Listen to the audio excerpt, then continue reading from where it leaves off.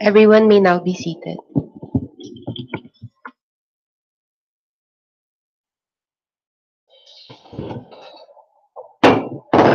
The panel is now in session. Councils, may we now hear your next witness? Good afternoon, Your Honors. Our next witness is Dr. Jonathan Moses Hadlock. Please swear in the witness.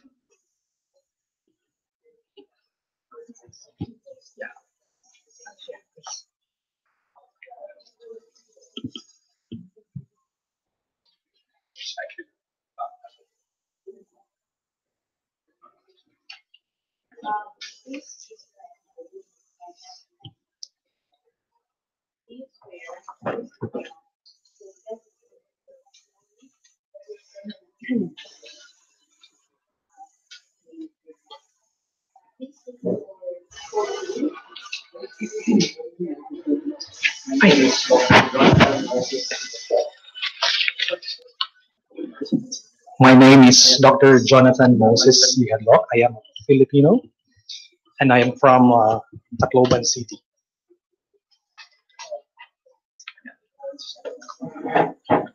Your Honor, may we proceed? Please go ahead. Our witness, Dr. Jonathan Moses Hadlock, is currently the President and Chief Executive Officer of the Havila Polymedics, which is situated in Sogod, Southern Leyte. He's also the Vice President and Medical Director, Allied Care Experts Medical Center of Tacloban City. He's also the National Chair of the Climate Change Committee of the Philippine College of Physicians and the Foundation of the PCP. We are offering him as our resource person to discuss with us the impact of the climate crisis in the kernel human body and to expound on the pathophysiology of heat stress, air pollution effects, and the Zika virus. And before I proceed, Your Honors, may I request the witness to identify certain documents? Please go ahead. Good afternoon, Dr. Jonathan. Good afternoon, Attorney. I would like you to take a look at these three documents. That the first document, consisting of 2 pages, refers to a curriculum vitae. Please take a look at this document. This is my curriculum vitae. And do you confirm and affirm the contents of this document? I affirm and confirm. Now, this document, Your Honors, has been pre-marked as quintuple X until quintuple X-2. The next document, Doctor, is a statement of Dr. Jonathan Moses Hadlock, consisting of 6 pages. Kindly take a look at this document.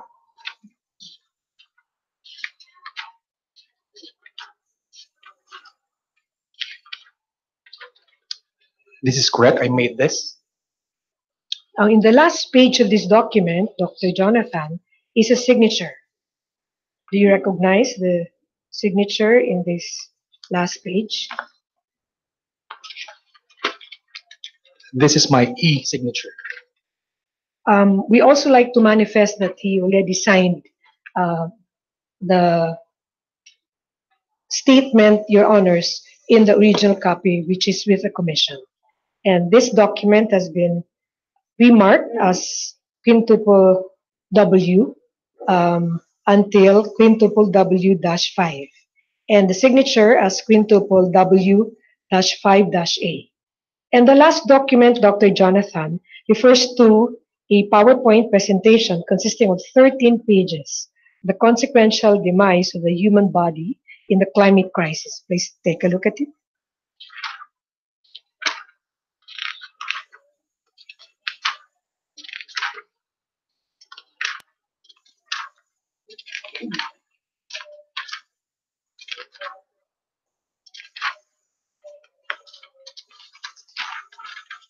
I made this PowerPoint.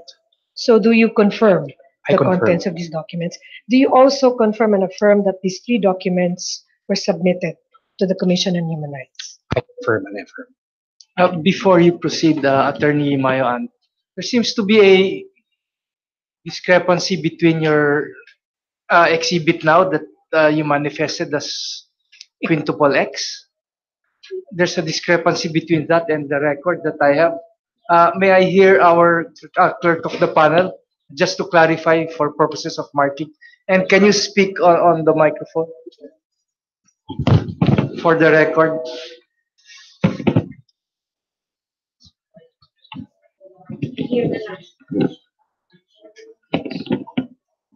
Yes, Your Honor. For the record, the exhibit submitted before the commission consists of 3 pages. Yes. So for clarification, it's 3 pages. It's exhibit quintuple X to quintuple X dash 2. Yes. Yes. Correct, Your Honor. Just to reiterate, the curriculum vitae marked as quintuple X until quintuple X dash 2, consisting of 3 pages. For Three, yes. pages. 3 pages. We do not have a copy of the quintuple X exhibit here with our files. Meron ba? Right. All right. Sorry. It's here. Can we proceed now? Please proceed. Dr. Hadlock, you can proceed with your presentation. A pleasant afternoon.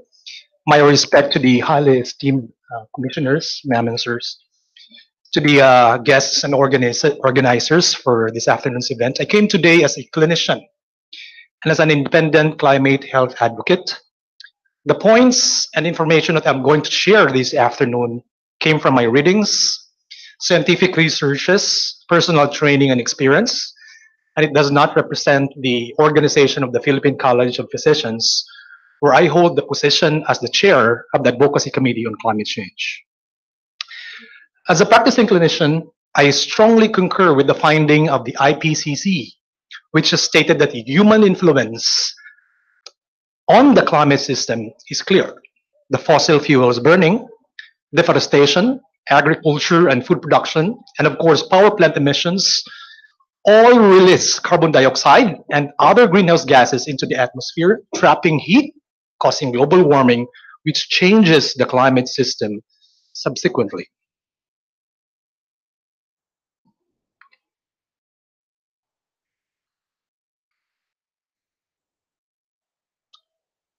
The Lancet, one of the 2 leading international medical journals with a New England Journal of Medicine, declared 2 years ago that climate change is a medical emergency. In fact, this was stated by Professor Hugh Montgomery. And as clinicians all over the world, we practice with excellence, the same time with nobility, and with utmost prudence to treat, to preserve, and extend lives. We aim to look into and address varied threats to health, especially those that result in catastrophic outcomes. And this is, I'm talking about mortality. So these threats can be familial, it could be habitual, it could be consequential. But my purpose for this afternoon is to expound that there's a threat called environmental. And I would like to go into the pathophysiology of these facets and its impacts to the health of human beings. So I'll be using a lot of medical terms, but I'll try to make it simple. And one important term is pathophysiology. So pathophysiology is a medical term, which means it's a disordered normal process of the human body caused by a disease or a stressor. Pathophysiology.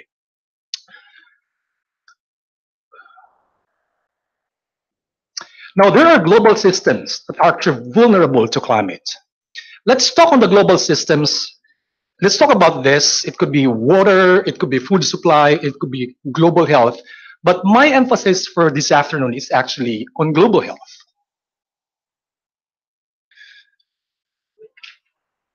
Now, how does climate change affect health? I'm going to show you a diagram here showing all the facets that actually influence health, which is found in the environment. It could be extreme weather events, infectious disease, water, mental health, allergens, heat stress, air pollution, and food. But for the interest of time, I'm just going to emphasize on 3. That will be air pollution, heat stress, and infectious diseases. We won't spend a lot of time on all this, but it's important to emphasize because most patients will connect more with the health impacts than practically any other facets of this issue. And it is important in its own. I will discuss on the effect of heat stress from global warming, air pollution impacts, and the emergence of infectious diseases, specifically Chikungunya, Zika virus, and a little of dengue.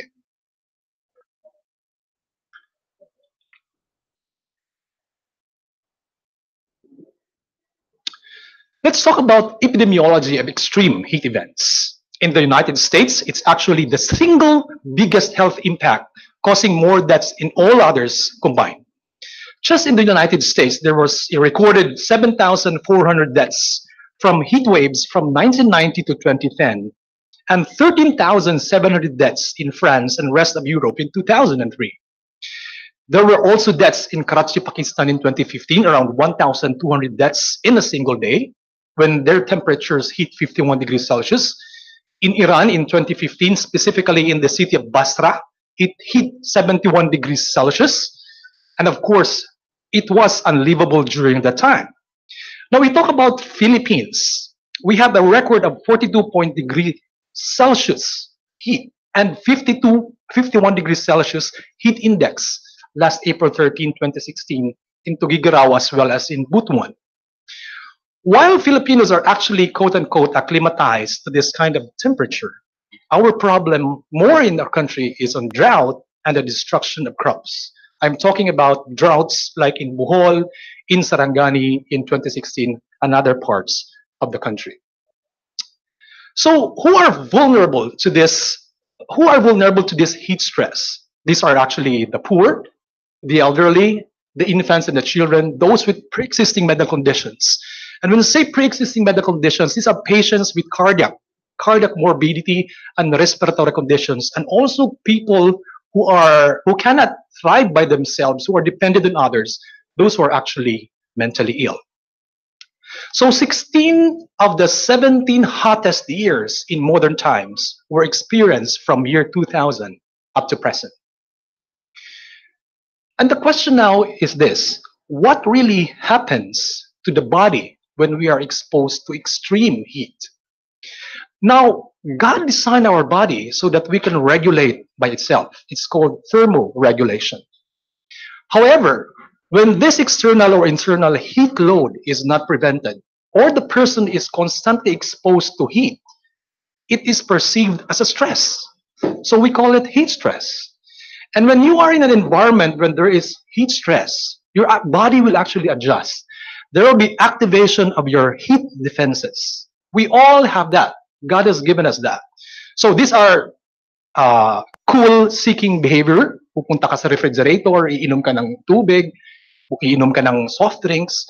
Cutaneous vasodilation, magdadilate yung vessels mo so it will cool by itself. And of course, number 3 is evaporation. Evaporation, you will sweat. And of course, by evaporation, it will cool yourself. But take note, these are all self-limited. Now, if your thermoregulatory capacity is intact, it will give you actually heat acclimation. So bakit yung ibang tao is kayang-kaya yung may init na panahon? Because they are acclimatized. Because of your activated heat effectors. And so with heat acclimatation, you can actually tolerate heat. That's why iba-iba ang laro natin as far as exposure, as far as threshold is concerned. Now the question now is, what will happen to the person who is not acclimatized and he is constantly exposed to heat stress? Definitely, yung cutaneous vasodilation will continue.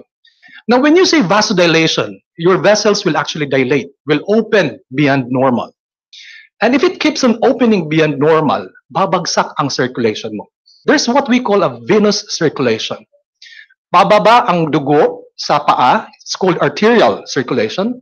Pag tumaas yan, that's already venous circulation. So kung palaging vasodilated yung mga blood vessels mo, pag taas yan, bababa ang pressure. So it's called a decreased venous return. Once there's decreased venous return, it will be detected by your heart as hypovolemia. Bumaba yung volume ng dugo mo. So what will come now as a response is there will be an increased demand for cardiac output. So bibilisan ng heart pag-increase ng cardiac output because he was able to detect na meron kang hypovolemia. Now, the problem here is if the person has a heart disease, he cannot increase his cardiac output because there is a disease. And when he is constantly exposed to this kind of environment, hindi magsusurrender ang heart mo. He will continually pump until such a time that he will decompensate. Well, of course, that is needed because there is a needed cardiac output redistribution. But if there's heart disease, eventually that will cause heart failure. And when there's heart failure, there will be circulatory shock. And the next to that is heat decompensation. And the last is actually death. So that's how cardiovascular ends up to death with heat stress. Now, hindi lang po yan. With constant evaporation, there will be insufficient brain perfusion. Sufficient brain perfusion dahil bumaba yung volume mo. So ito po yung rason bakit bumabagsak yung mga pasyente, yung mga tao, na mga athletes. Kasi nagkakaroon ka ng insufficient brain perfusion. Nagkakaroon ka ng what we call heat syncope. Okay? Na hinihimatay. Now, if still there is constant exposure to heat stress, there will be salt and water loss from your skin, from the sweat. And so there will be an electrolyte imbalance. At ang mangyayari yan, magkakaroon ka ng heat cramps. So that's the reason bakit nagkakaroon ka ng heat cramps during heat stress. Now, if you will be continually exposed to further heat stress, it will cause more dehydration, more water loss, and more hyponatremia, babagsak yung asin. That's why you will have a sensation called heat exhaustion. Again, mahihimatay ka naman. And most especially, when that exposure to extreme heat will not be prevented, you will have a progressive hyperthermia. And when the temperature reaches 41 degrees, eventually the patient or the person will have now what we call the heat stroke. And when there is heat stroke, neurological consequences will now ensue. And when there are neurological consequences, there will be a cascade of catastrophes in your body. It will be perceived as an emergency. There will be systemic inflammation of all vessels in your body. Babagsak yung blood pressure. Eventually, magkakaroon ka ng multiple organ dysfunction, disseminated intravascular coagulation or bleeding. Further, there will be electrolyte imbalance, pH imbalance, osmotic balance because of the decrease in sodium, and further, you will result up dead. So that's how heat stress causes all these mechanisms and how it is connected to mortality. And this happens everywhere, especially in places where there are heat waves and constant exposure to heat stress. Now that is all about heat stress. Let's talk about another cause of human demise from climate change. And we were talking now about air pollution. Worldwide, air pollution kills 6.5 million people every year. Whether it's 7, whether 6.5, that's a lot. Now, at the other side of the spectrum, this is common, especially in cities. To put it simply, climate change is stacking the deck against a healthy human population. So not only worldwide air pollution, also vector-borne diseases, also waterborne diseases. But if we talk about mortality, maybe we are not so aware that 6.5 million people are dead in each year just because of air pollution. And many of them aren't even aware that it is from the environment that actually triggered or caused their deaths. Now, I know we've been talking about the causes of climate change, causes of global warming. I'll not dwell on that anymore, but I would just touch on this source called carbon monoxide because it has a bearing on the pathophysiology again of the body. So, of course, it's from incomplete combustion of fossil fuels. And according to EPA, the United States, the atmospheric carbon dioxide level as of today, I check it now, is already 406.53 parts per million. And scientists and health advocates agree that the livable air is only 350 parts per million. Now it's 406.53 parts per million. Again, scientists agree that livable and healthy is 350 parts per million. Now, why did I emphasize carbon monoxide? Because carbon monoxide exposure have health effects. If you are familiar of the red part of your blood, the red blood cell, it contains your hemoglobin. It's a protein. Now, this is the oxygen carrying capacity of your blood. It's so significant because it carries the oxygen all over the body. Now, when you're constantly exposed to carbon monoxide, it reduces the oxygen carrying capacity of your blood. And those at the higher risk are children with anemia, heart disease, and chronic lung disease, and of course, fetuses. When you are constantly exposed to reduced oxygen carrying capacity, your organs will actually have a manifestation called hypoxemia or ischemia. And after a long time, of course, in that time, it will compensate, but after some time, it will decompensate and eventually will lead into an organ failure. So let me give you this summary of major outdoor pollutants.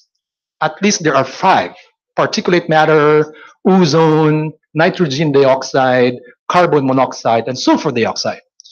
Now, of the first 4, they all come from fuels burning, fossil fuels burning, whether it's particulate matter, whether it's ozone, nitrogen oxide, carbon monoxide, but the sulfur dioxide, it comes from industrial sites such as mga smelters, paper mills, cement power plants, and some of them from manufacturing plants as the main sources. But the first 4 comes from mainly fossil fuels burning, which we actually use every day.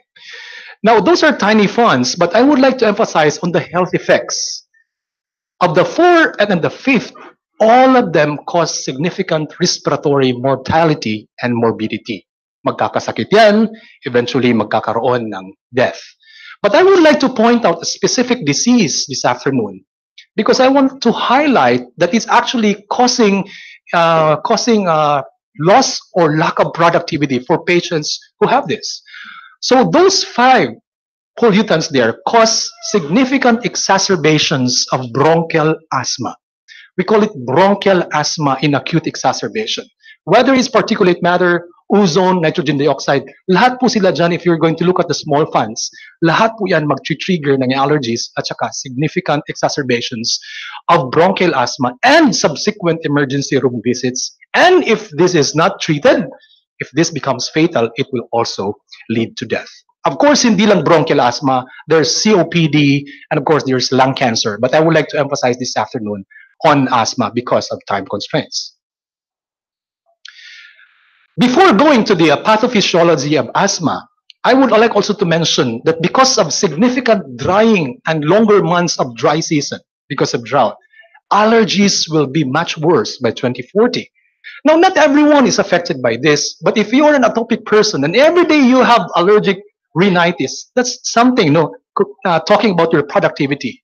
And if you're a member of a family who's affected by urticarias, affected by asthma or allergy, it's really important.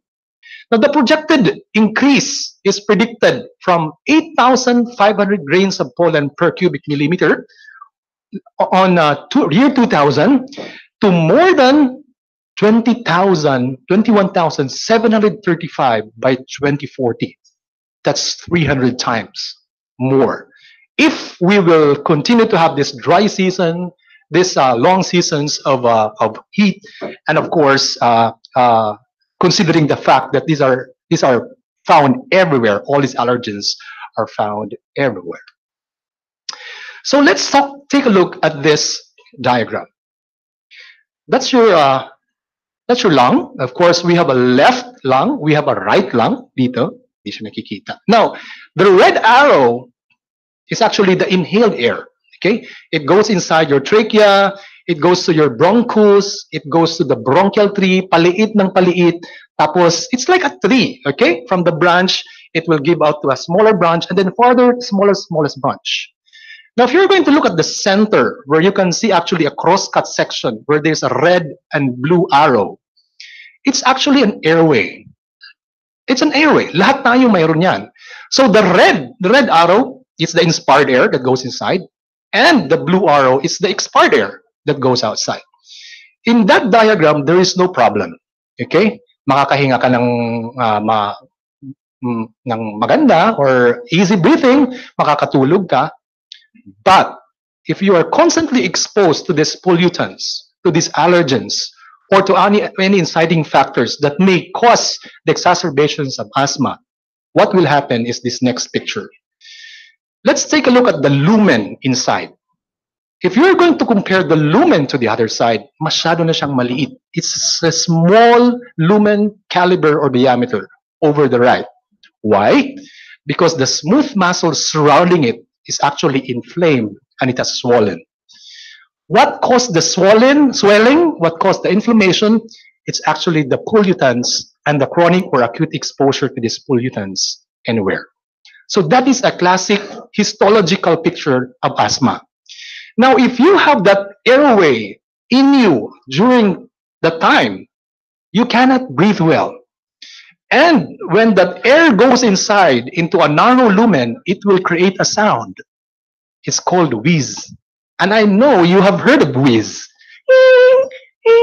Okay? That's a sound of an air passing through an obstructed lumen or a small lumen caused by the allergen or a reaction. Now, this is fatal. This is reversible, but this is fatal. If you're not able to intervene at the proper time, all of the airway will actually close, and of course, it will cause death. We cannot deny a lot of people already died from asthma, especially if you don't have access to medications, to nebulizers, to epinephrine.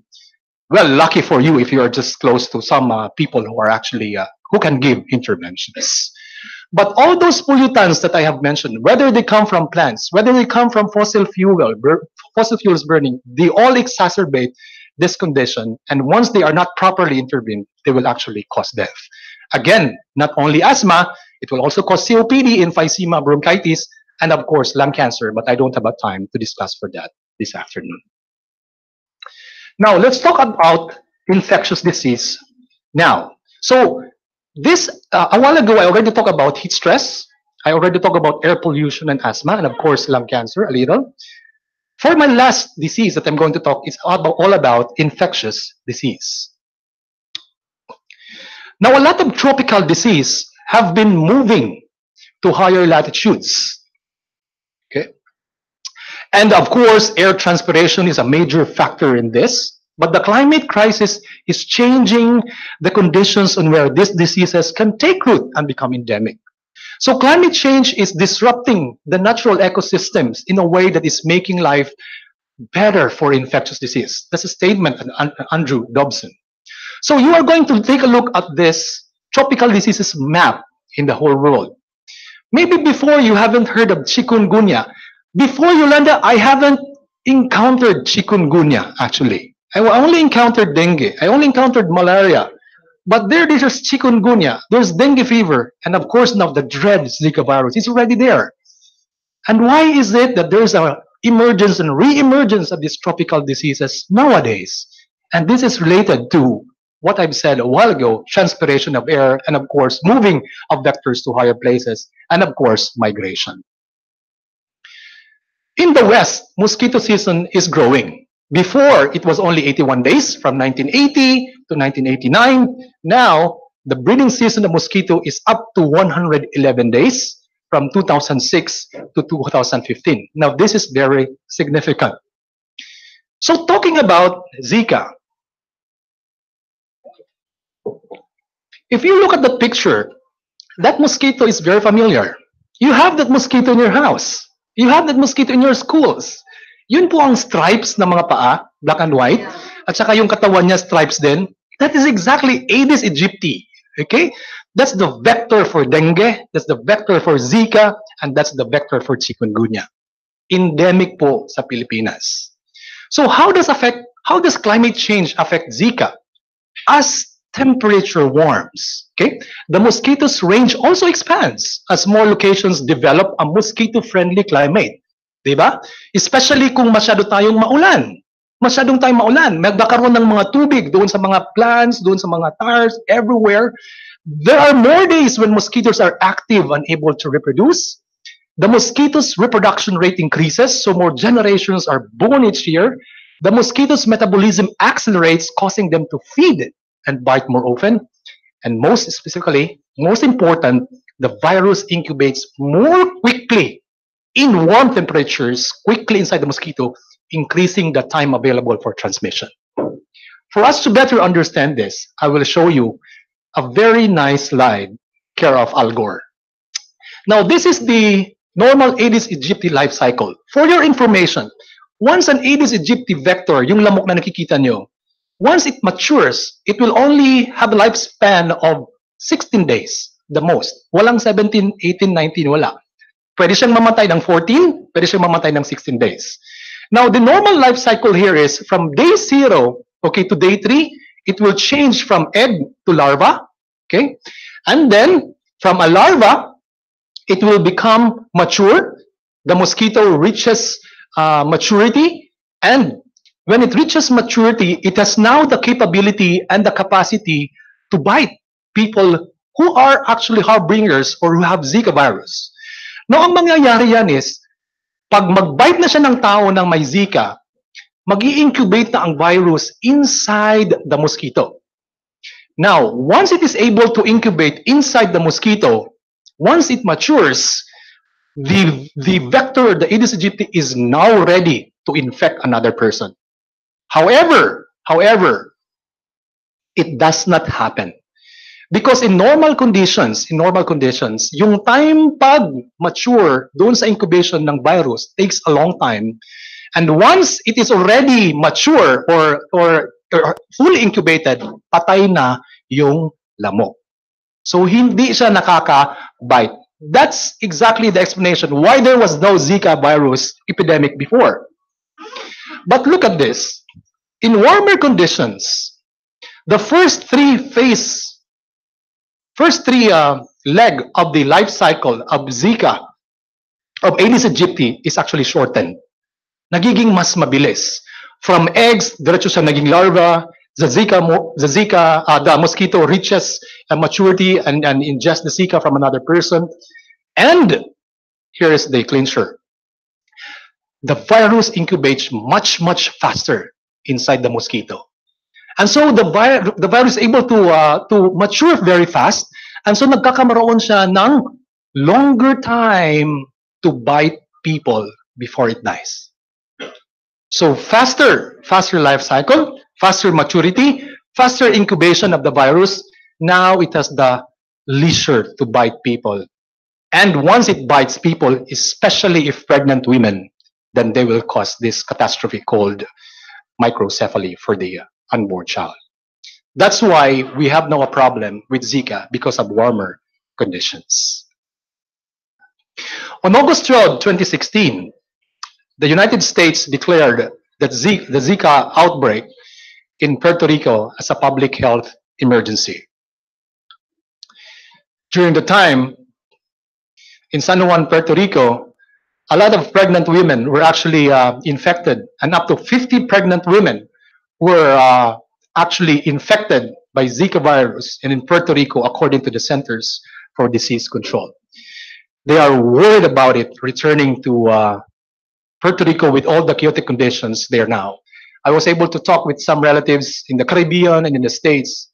They say that if you want to be pregnant, you should stay away from going to southeast of the United States, especially to the Caribbean, because of this reason. Now, before, scientists were perplexed. What was the effect of Zika on pregnant women? Of course, you have heard before that the microcephaly or congenital small head of the children in Brazil came from contaminated drinking water. You've heard of that. But actually, it was proven that the cause of microcephaly among unborn babies was actually Zika. Now, microcephaly is a clinical finding of a small head. Micro is small, cephaly is head, compared with infants of the same sex and age or gestational age if measured at birth. Of course, it's the head circumference. This can be actually measured through ultrasound, even prenatally. And the child will have a new developmental disorder, and this is suffered for life. Now, this can be detected again through imaging or at birth.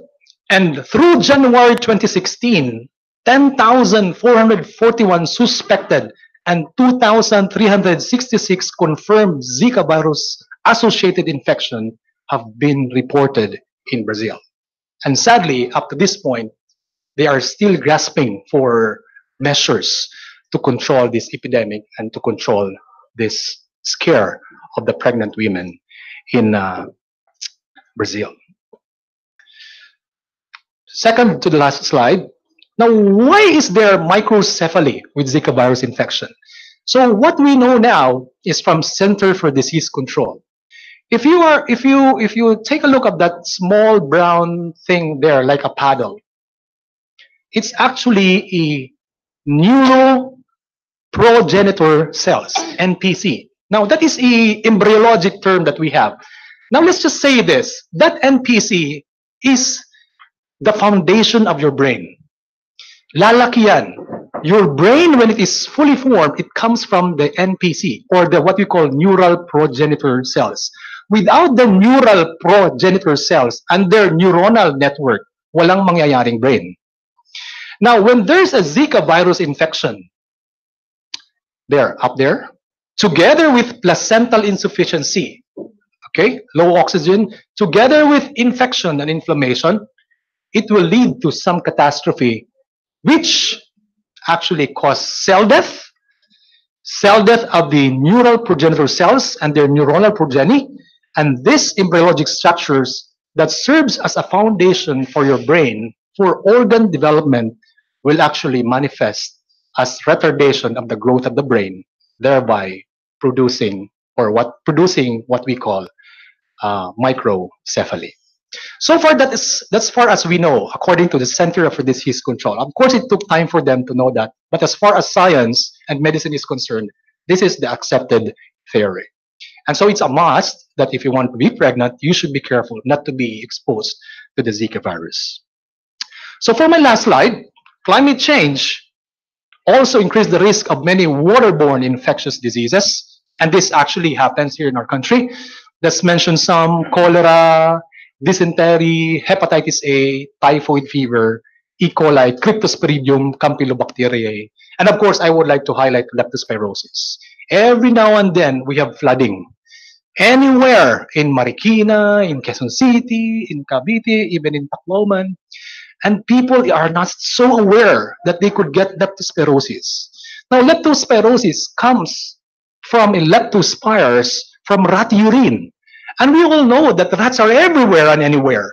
Now, if there is constant flooding, these leptospires can join the water, it can stay, it can survive in the flood.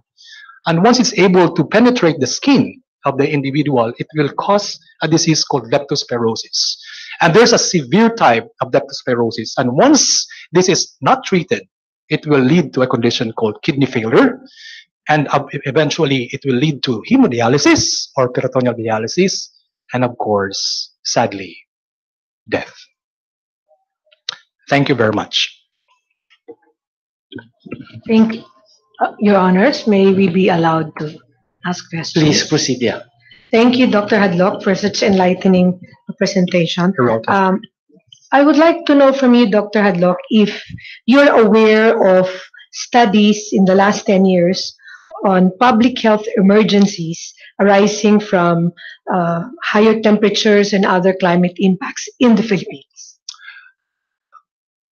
It is not quite common in the past 10 years, but since the onset of Yolanda and with the participation of the many INGOs who came into the area, like Tacloban, each of them actually had their assessment, had their evaluations, and most of them were actually conducting assessments from the damage and for the devastation.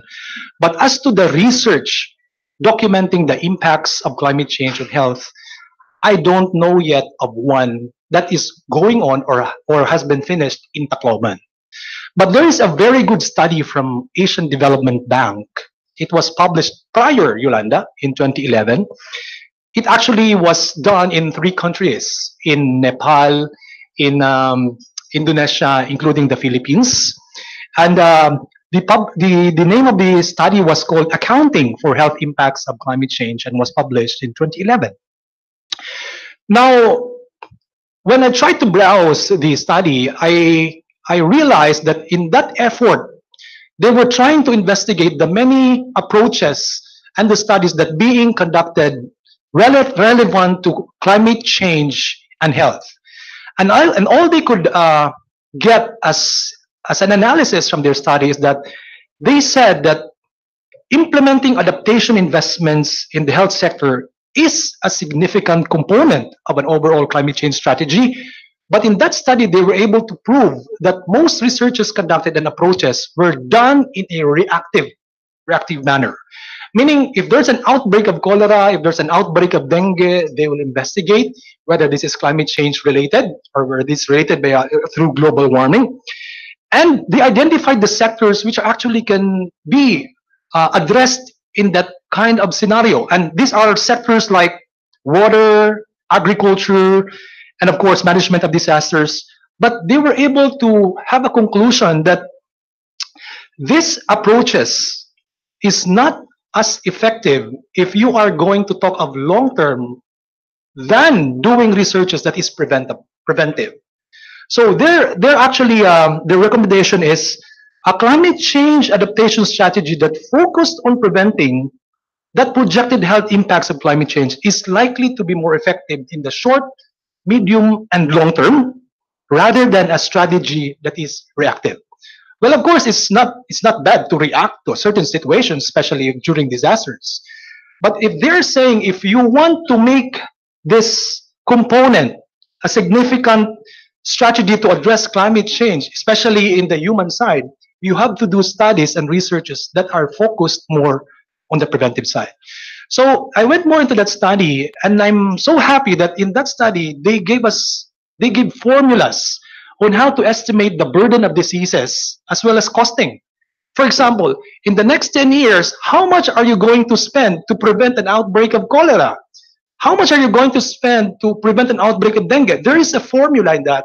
And in that study, they actually gave a step-by-step process, 11 steps, on how to come up with with a stepwise approach on estimating the burden of disease, specifically on the impact of climate change on humans. So that's the study that I can only share to you this time. Thank you, Dr. Hadlock. I would like to know further in relation to that study. That's Asian Development Bank. Yeah, mentioned. That's ADB. Because the Philippines was a site. It was. Was there any specific recommendations identified there specific to the Philippines? Yeah, actually, alongside with that, they were pushing for researches to be conducted into this issue. And one thing that bothered me was for you to really sink in the impact of climate change into health. It has to be with a specific designated time, and it's not short term. It could be 5 years, 10 years, and even them, they said it could be 20 years. Because we know climate change is not weather related. Climate change and weather disturbance is not the same. So when we talk about impacts, we're talking of long term, medium and long term. So when you say long term study, it boils down on the funding. So of course, the more robust your study is, the more long term it is, the more funding that you would actually need. And I hope these organizations like ADB are willing. They put the recommendations on how they can partner to organizations that are willing to do this. And of course, you have to comply with how, their researchers protocol and their funding protocols. It's there in that study. Thank you, Dr. Hadlock. You mentioned of a chikungunya observation after Yolanda, because we gathered that you're working in Tacloban City. Yes, ma'am. Were there specific documented cases? Has there been any monitoring undertaken by DOH in that area on those specific cases? To set the record straight, I was not in Tacloban when Typhoon Yolanda came or struck. I was in the United States. I was attending a convention in Atlanta, Georgia. I left Wednesday, and Yolanda came Friday. But my kids were there. And we were touring at CNN in Atlanta, and we could see how Yolanda was battering Tacloban, the devastation. And of course, there was no convention that actually happened because it was so intense. We couldn't go home. Our kids were there. But But it was a moment also to reflect on how nature can actually pay us back. And I arrived Tacloban 1 week after Yolanda. It was so hot. The roofing of of my in-laws were taken out. Basically, we were sleeping, seeing the stars at night. And whenever the rain would come, we would pack our things, go to the room because there was no roof. But I would like to point out when I said a while ago that even before in my 12 years of practice, I haven't encountered chikungunya, even in Tacloban. But after Yolanda, in that span of 3 months, all of my nephews and my nieces had chikungunya infection, and even my wife had chikungunya infection. And when you say that you have chikungunya infection, this is actually a syndrome of fever, muscle pains with normal platelet. That's how you clinically differentiate it from dengue. If you are encountered with dengue, the platelet will go down, the hematocrit will go up, but in chikungunya, there is no almost derangement of your blood profile. Now, for my nephews and nieces, no problem. After 1 week or 2 weeks, they were able to resume their work. But for my wife, she got the chikungunya and the clinical syndrome for 3 months. She is a surgeon. She is an obstetrician. And literally, she was painstakingly using her hands, almost not able to use her hands in surgeries because of the pain and the arthritis brought about by chikungunya. And that really affected her productivity. And we even went to St. Luke's from Tacloban just to make sure that she didn't get any connective tissue diseases like lupus. I mean, those are very technical diseases.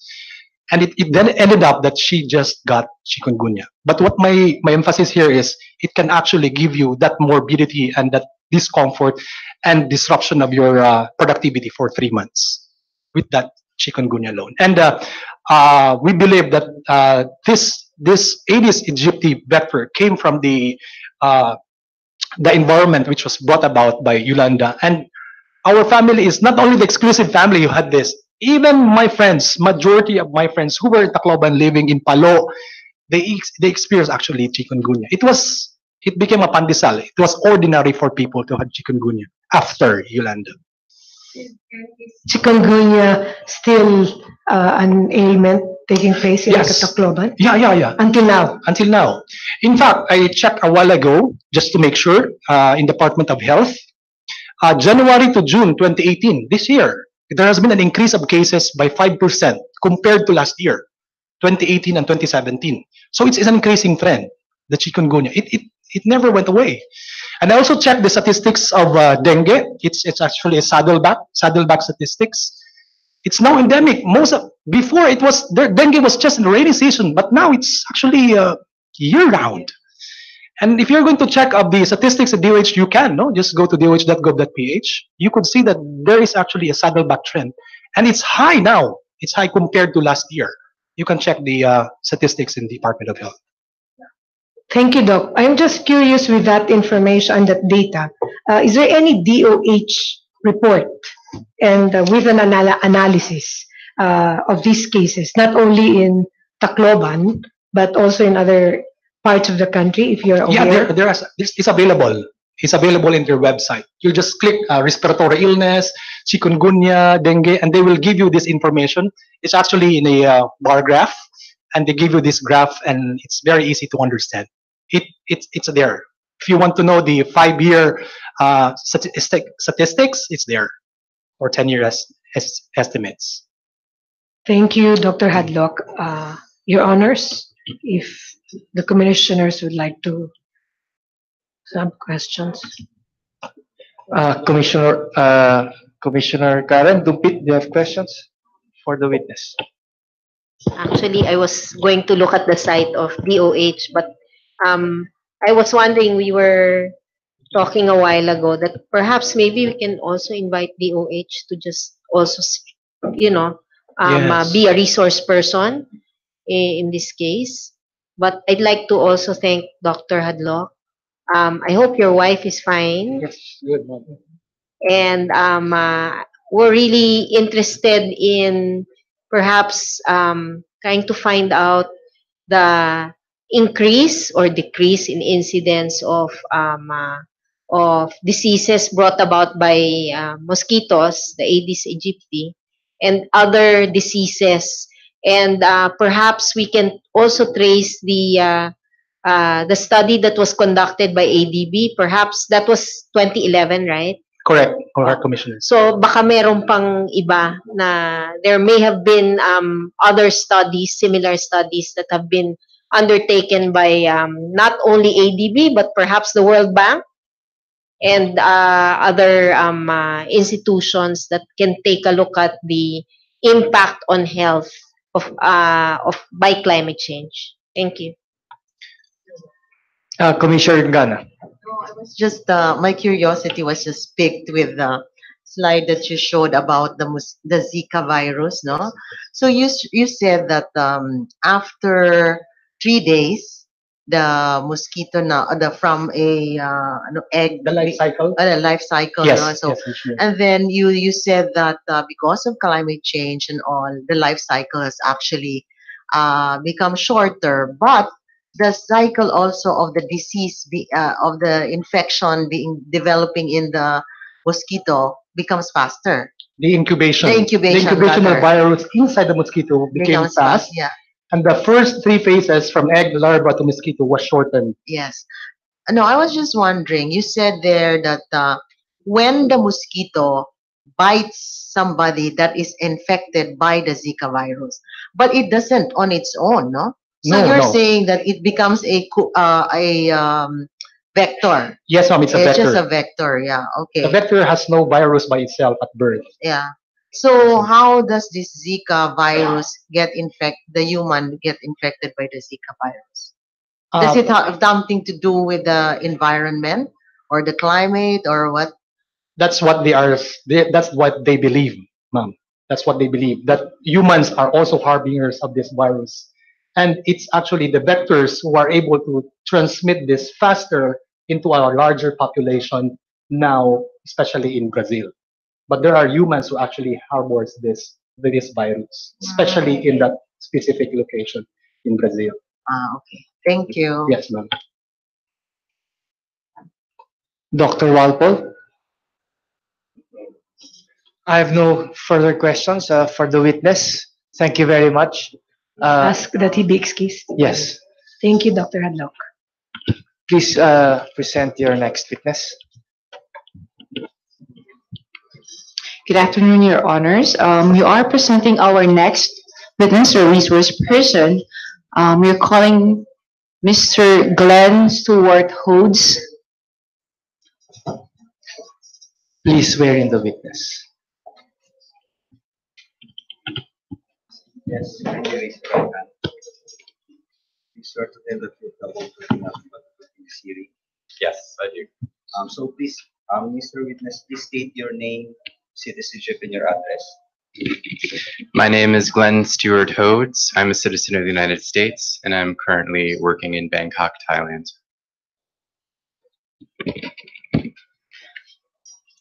Your Honors, Mr. Glen Hodes is a climate policy and development expert working on climate finance and green investment mobilization, policy advisory for low carbon and climate resilient development. He's currently connected with United Nations Development Program, or UNDP, as climate policy and finance specialist, advising governments in Asia region, pioneering the development of budgeting and financing strategies to enhance resource mobilization and management efforts in support of climate action. But for today, Your Honor, we are presenting Mr. Hodes to share his expertise on the subject of valuing climate change impacts, its role as a risk multiplier for agricultural livelihoods, and policies for promoting more accountability to close gaps in financing and implementing appropriate responses. Your Honors, may I be allowed to ask questions or to identify documents that Mr. Hodes submitted? Please proceed. Oh, good afternoon, Mr. Hodes. Good afternoon. How do you want it to be addressed? Glen Hodes, Mr. Hodes? Mr. Hodes. Okay, Mr. Hodes.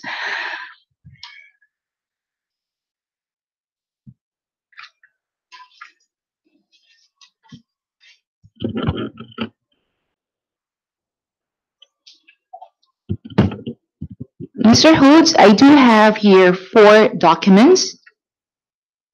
One is a statement of Glen Stewart Hodes, dated August 13, 2018, consisting of 6 pages, previously marked as quintuple Z.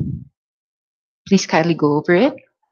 Another one is a document entitled Curriculum Vitae of Glen Stewart Hodes, consisting of 3 pages, previously marked as sextuple A. And another one is an addendum, publications addendum of Glen Stewart Hodes, consisting of 2 pages, previously marked as sextuple B. And finally, a printed PowerPoint presentation of Glen Hodes entitled Valuing Climate Change Impacts, Its Role as a Risk Multiplier for Agricultural Livelihoods and Policies for Promoting More Accountability to Close Gaps in Financing and Implementing Appropriate Responses, consisting of 4 pages, previously marked as sextuple C.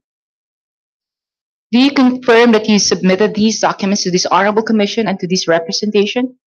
Yes, I hereby confirm those are the documents submitted. On Exhibit Quintuple Z, I'm referring to the statement of Glen Stewart Hodes. There appears a signature above the name. There appears a signature on page 6 above the date August 20, 2018. Whose signature is this? I can confirm that that is my signature. Do you confirm and affirm the statements you mentioned in this statement? Yes, I can. Thank you.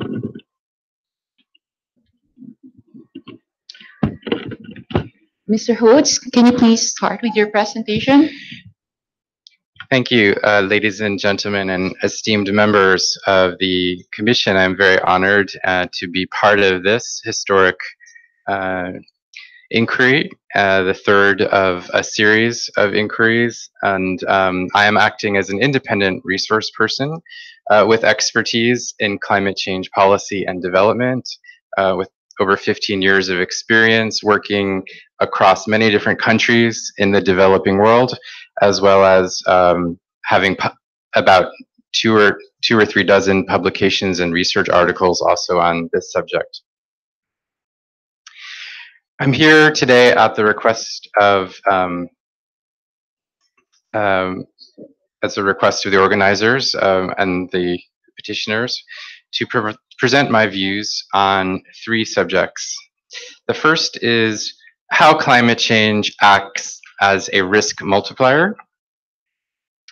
The second is how to promote or how to understand the impacts of climate change in an economic and socioeconomic context. So how can we understand what is the value of those impacts?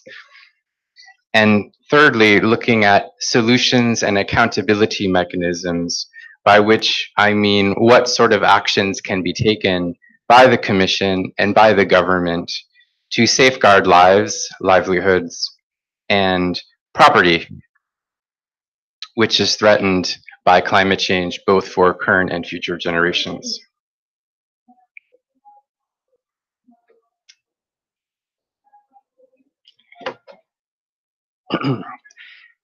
So the United Nations has, through various policies and decisions, recognized climate change as one of 17 of the landmark global sustainable development goals for the 2030 Universal Agenda for Sustainable Development, and as a key threat to not only sustainable development, but to achieving poverty reduction around the world, as well as social equality. There are many different impact chains, we can say, and interrelationships between different socioeconomic development factors. What we can say is that climate change acts as an independent risk, but also compounds other risks to achieving these universal sustainable goals, and has a number of negative feedback loops that exacerbates and adds to existing sensitivity of those different risk factors. So for countries like the Philippines that have rapidly grown and have made a lot of progress in terms of sustainable development goals and income and social equality, this is a very important risk factor because of these interrelationships. Probably the most easy to relate to would be the poverty trap. So there's a significant number of people in the Philippines whose lives are basically one step short of falling back below the poverty trap or poverty line. And the impacts of climate change, both one-off shocks as well as recurring events, and recurring slow onset changes such as increased flooding over time, have the ability to set this large group of the population back to a point where they are again under the poverty line. And we've also heard from other participants in this inquiry that these groups of people are also highly prone to some of the health diseases and stresses that others have talked to here. But at the same time, they're also highly dependent on the natural resource base of this country, which is itself threatened, that biodiversity, the genetic diversity for their livelihoods. So I'm going to talk about some of those issues. I'm sure other people who have come also before this esteemed inquiry have talked about climate change impacts. So I won't go into too much detail, but to say that there are a range of climate change impacts that are typically present in most countries and particularly in Southeast Asia. The Philippines consistently ranks among the top 10 countries most at risk from climate change. So that's looking at various indicators and indices over a long period of time. It's been particularly prone to hydrometeorological disasters, increased flooding risk, and as many people have noted, an increased frequency of storms and climate variability patterns that contribute to typhoons. And because of the high degree of sensitivity of these natural resources and the economic structure of the Philippines, which is still in some ways has a very strong connection to agriculture sector, there is a high degree of socio-economic as well as geophysical vulnerability to some of these major impacts.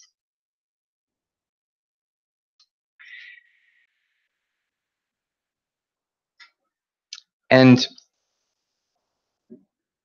these various impacts obviously have many different chains of impact on other drivers of growth and development. Obviously, economic activity, obviously, productivity, as we've heard, but other issues such as food security, access to water, physical health, as well as psychological well-being.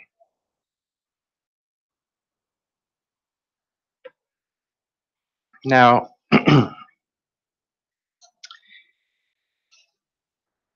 in 2009, the Asian Development Bank conducted a study looking at what was the approximate economic cost of climate change in the ASEAN region. It looked initially at 4 countries, including the Philippines, as well as Thailand, Vietnam, and Indonesia. And at that early stage in 2009, it estimated that roughly 5.7% of annual GDP would be lost from the impacts of climate change by the end of the century. In addition to that regional study, the World Bank has also recently come out with a report for South Asia this year, which identified heat stress and heat stroke as the most significant factor for South Asia for reduction of productivity, particularly in the agriculture sector.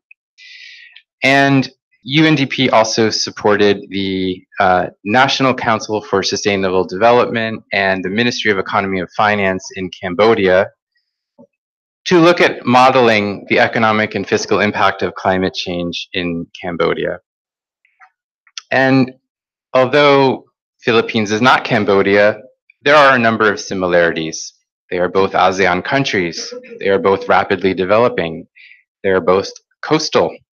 And they have a very high degree of dependency on agricultural production, particularly when you get to lower levels of the income strata in society. Now, this report that came out this year showed that GDP growth would be reduced in absolute terms by 2.5% from the impacts of climate change by 2030, and almost 10%, in fact 9.8%, by 2050. So when looking at these numbers in context, of course, we must look at what are these numbers representing.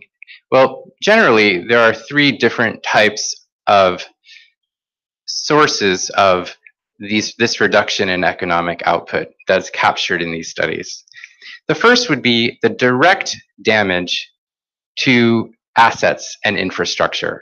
So, for example, a hospital that is washed away in a storm or a typhoon. The second would be the loss of productivity as a result of the various climate change stresses and shocks. So we've heard already from the farmers in the Philippines who have drastically reduced their number of working hours per day because of heat stress. But also in urban areas, we can imagine the worker in Manila who is unable to do their duties because of this severe asthmatic condition. So those would be the second type of activities measured in these studies. But the third would be some other lower income and indirect effects from reduced output and activities. So this would also look at, for example, lower yields from fishery production as a result of changing species and biodiversity loss, and the reduced functioning and health of ecosystem services. So there are other effects such as extreme cases where climate change is causing internal displacement and migration. And that can also lead to other macroeconomic impacts and social costs to address those sorts of issues. As well as thinking about the indirect impacts on important sectors for the Philippines, such as tourism.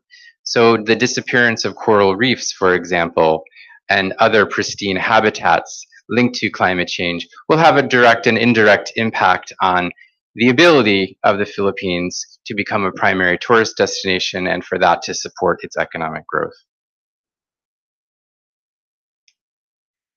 I've been asked specifically to talk about agriculture sector and its vulnerability. I'm not an agriculture expert, but UNDP has been working together with the FAO, Food and Agriculture Organization, together on integrating climate change into agriculture sector planning. And I'm associated with this program, which has been working in a number of countries globally, including the Philippines. So my testimony includes citations from the FAO, the International Food Policy Research Institute, as well as the Lopez Center, which had done a very good climate change assessment report last year on impacts in the Philippines.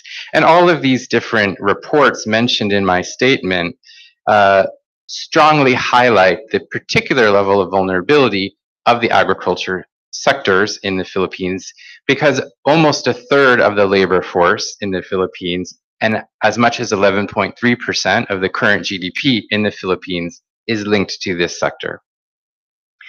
Some of the things that are being experienced already include variable output and reduced overall output of maize because of temperature stress and water stress.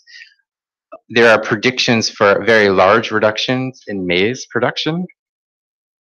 In communities that are dependent on coastal and marine resources and fishery stocks, they are also in different places noticing declining yields and production, as well as a loss of species. And for people themselves, obviously, the poorer segment of society in this particular agricultural communities, they tend to be also more reliant on staple food products for their consumption. They're also they tend to have a higher daily consumption of protein from fish. So their nutritional well-being and their overall consumption of food is also more sensitive to reductions in this area, and to their income is also very highly elastic to price changes. So what these studies have also modeled and shown is that these staple food products are likely to increase in price due to higher degree of scarcity and reduced output and availability of these staple food products. So there would be a significant direct socioeconomic impact there that has been modeled. That was in, for example, the 2015 IFPRI study, which showed the economic loss of the Philippines from changes in food production and consumption being roughly around 186 billion pesos Filipinos. So that gives you an idea of how climate change might affect the agricultural value chain in particular.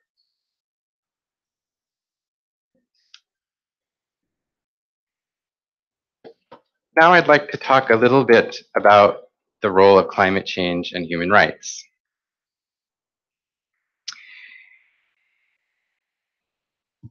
I think for me, this inquiry is really about putting a human face on all of these numbers. What is the human dimension of this such a great magnitude of economic and welfare loss? And so we have heard today and the last days over how communities on the ground and how people at the local level are embracing these issues.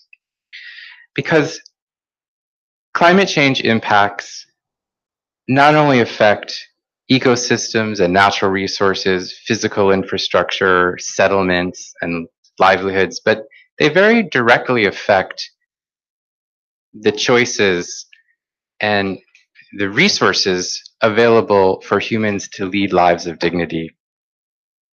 At the most extreme level, that is their right to life. But in other cases, that is their right to health, right to water, their right to have food on the table, their right to decent shelter. And so it is not surprising with these very personal and intimate rights that the UN has increasingly placed a stronger emphasis on the relationship between climate change and human rights.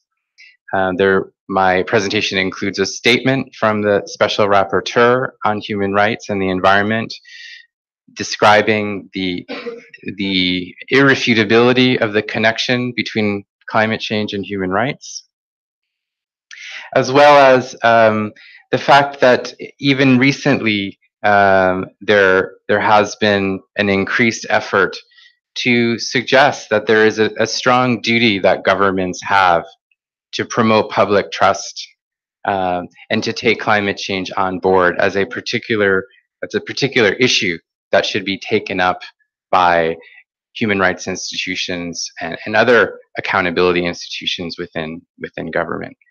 So that I believe is a good way to frame my last slide, which is what sort of things can we do about this? And what particular role, might the Commission play in this process? Well, again, in the context of the overall 2030 sustainable development goals, one important take-home message that we have is that no one shall be left behind in this process. And the most climate change vulnerable population groups in the Philippines would certainly be in that category of being highly threatened to be left behind in the SDG goal process, in part because of their high degree of vulnerability to the threat of climate change. So as the Philippines and other countries around the world work to frame their responses to the 2030 agenda, it is important to recognize that governments have committed universally to a global duty of care to address climate change. It is independently one of the major sustainable development goals with strong linkages to several other of the goals.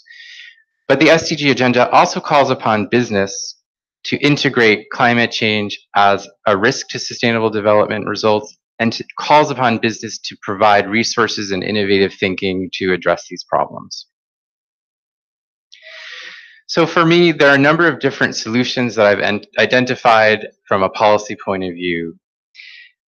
My first and most important point, and I'd really like to get into questions from the Commission on this, is that the Philippines actually does have quite a number of positive foundations to build upon, not least of which is its policy framework. There is a good policy framework for climate change in the Philippines. For example, the National Climate Change Strategic Policy and Plan actually has a very clear link to human rights. At least two of its four strategic pillars talk about food security and human security. And the government's progress towards those and its expenditure towards those climate change policy priorities are tracked and monitored by the Climate Change Commission and the Climate Expenditure Tracking System. So there is already some degree of transparency that can be built upon. The second is that the Philippines signed the intended national determined contribution, to the Paris Agreement, or INDC. And this was signed and ratified. And that actually, I'm going to read a quote from that because I think it's very important. This NDC, and I will quote, acknowledges that public financing will prioritize adaptation to reduce vulnerability and risks to the community, at the same time providing a policy environment that will enable participation of the private sector to optimize mitigation opportunities and reduce business risks towards a climate smart development. So that overarching vision is an important way for the Philippines to move forward in taking solutions. And I've mentioned in my statement some opportunities, I think, for the government and the Human Rights Commission to work to facilitate and accelerate a consolidated approach at the local level to building resilience to climate change. Building again on some existing frameworks. For example, there is a community-based monitoring system that has been set up. For example, there is also a bottom-up budgeting approach which strongly relies upon local participation in the identification and the allocation of priorities for climate change. But more can be done. For example, developing robust guidelines for corporate social responsibility that would ensure a certain percentage of turnover is dedicated towards climate change resilience at the community level.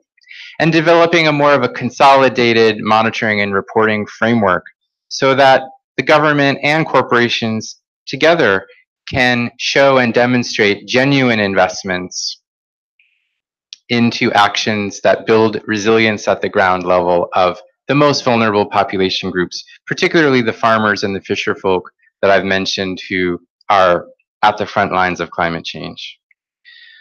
So I believe there's also a number of things that can be done at the regulatory level, not only in terms of placing a monetary value on emissions and ensuring that money that is collected from that, whether in the form of taxation or permit charges, is recycled and used towards climate change adaptation measures, but also ways to promote that companies active in the Philippines or that are listed on the stock exchange in the Philippines comply with certain measures to show that climate change is being factored as a material risk, not only an environment risk, a business risk, an operational risk to business continuity, to liability, and to a number of other risks, including worker safety.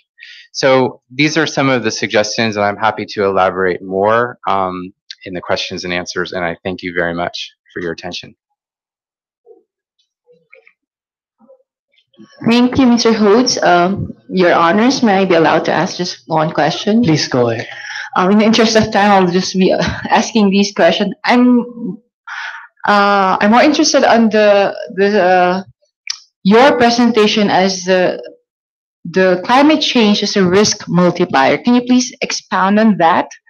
And how does this concept of climate change as a risk multiplier help the commission, this honorable commission, identify climate-related harms in the course of this national inquiry? Thank you. It's a great question.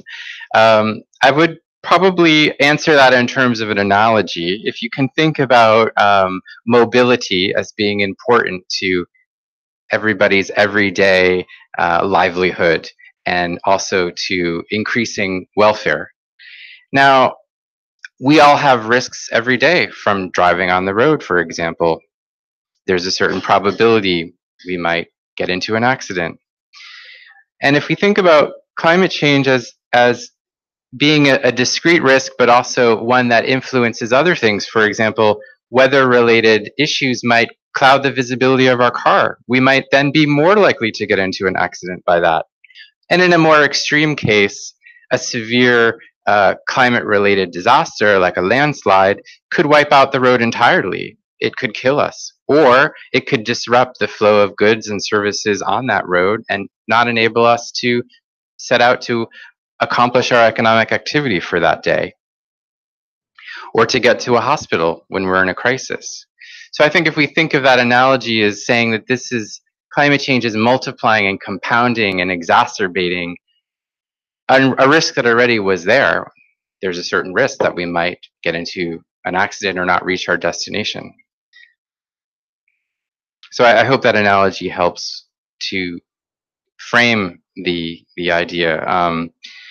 As I've said, disentangling all of those different risk impacts and impacts the interrelationships between different is a bit complicated, and studies have been underway to do this in the Philippines and other countries.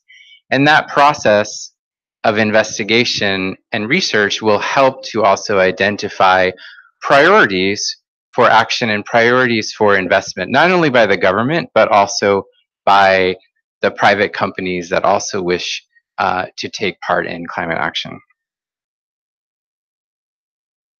Thank you, Mr. Hodes. That will be all for the witness, unless you do have questions, Your Honors. Thank you very much, Commissioner Gwen Pimentel-Gana. A comment and a question. I guess I thank you, Mr. Hodes, for pointing out actually the interrelatedness of the issue of business and human rights and with climate change. I think it's a very important thing. And thank you for pointing out also the framework that is already existing in the Philippines through legislation and policy. And I was just wondering, and you were saying that agriculture remains a major economic activity and very vulnerable, you were discussing. So would you have a study that would show that how agriculture has actually been affected since maybe the 1990s up to now the 20,000, I mean this year and all. So would you have any study on the matter how it has been affected? Yes, as I mentioned, there have been specific studies looking at food security risks and agricultural impacts that have been conducted here by the Food and Agriculture Organization, as well as IFPRI, International Food Policy Research Institute. Other aspects are taken up by the climate change assessment reports and vulnerability analyses that have been undertaken by the Lopez Foundation. And in addition, the ministry itself that handles agriculture, the Ministry of Agriculture, is undertaking as well currently some analyses of priority areas for adaptation options in these sectors. In particular, looking at fisheries is a strong focus. So there will be, I mean, there is already, and there will be, I think, more and more information dedicated to the impacts and vulnerabilities for agriculture available in the Philippines specifically. Yes, yes. So where can we get those studies? We can provide by email reference. Some of them are referenced in my statement, but we can provide electronically. Thank you.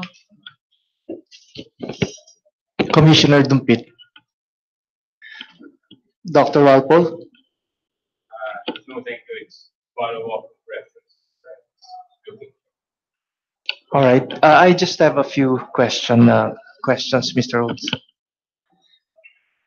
I appreciate the fact that your paper and your testimony today actually put forth certain suggestions which this commission, this inquiry panel can adopt as among its set of recommendations. And I'm particularly interested in your discussion regarding climate financing, specifically how um, investment funds, how funding can be put to encourage uh, compliance by private corporations or to encourage them to come up with more climate-friendly programs and policies. And you mentioned a system adopted in Colombia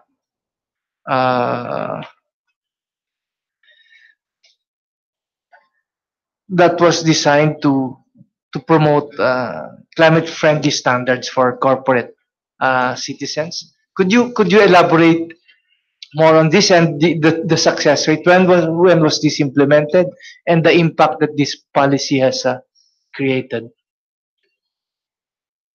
Right. Thank you. Actually, in the example I mentioned in Colombia, is more about bringing a cohesive view of investment in climate action so that there's a single platform to monitor, report, and verify on that, including private investment. So it's a way also of matching supply and demand and a way of tracking not only public spending but investment going into those areas.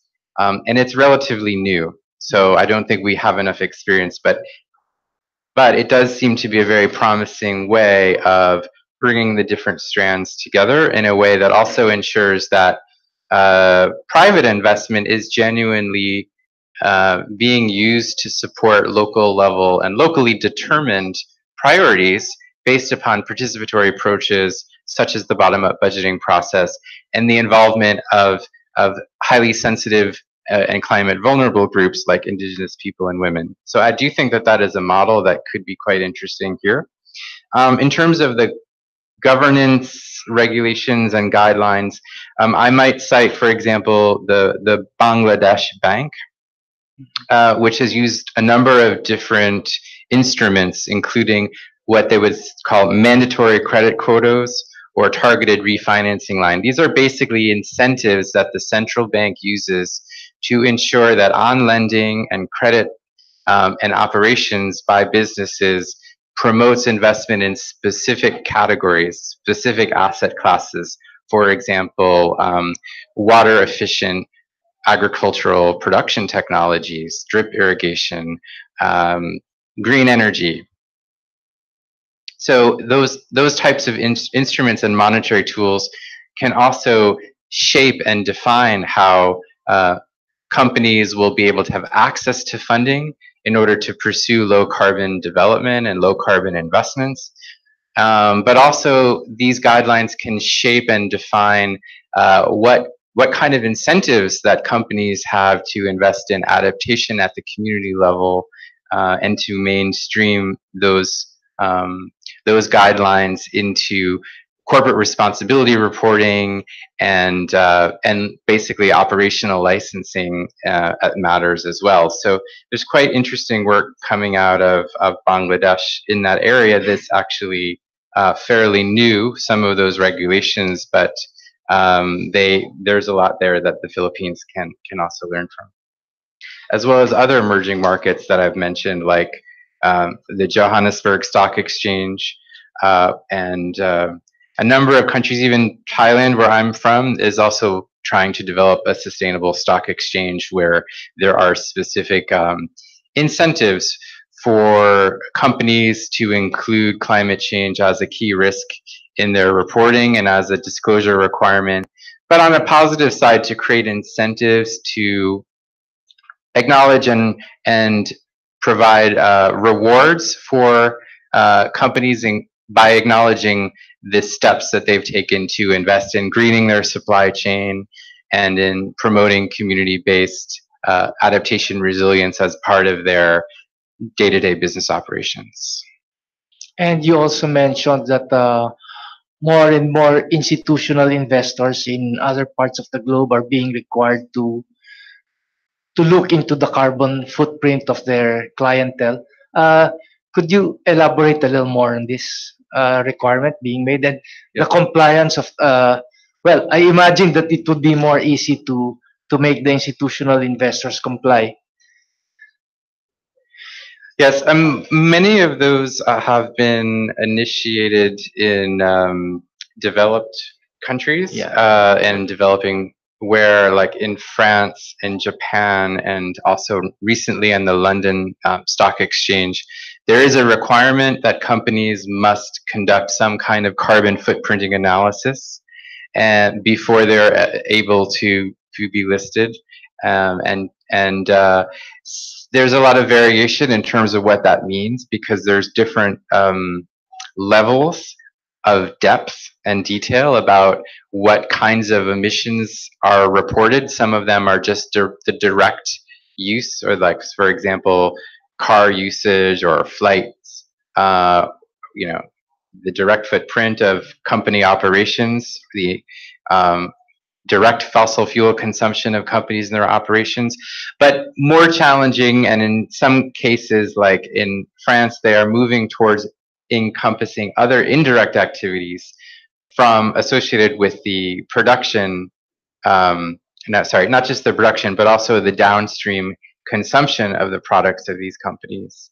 So that tends to be much more serious in terms of the level of emissions, in terms of the quantum of emissions, but also provides a higher degree of transparency around the true carbon footprint of these companies.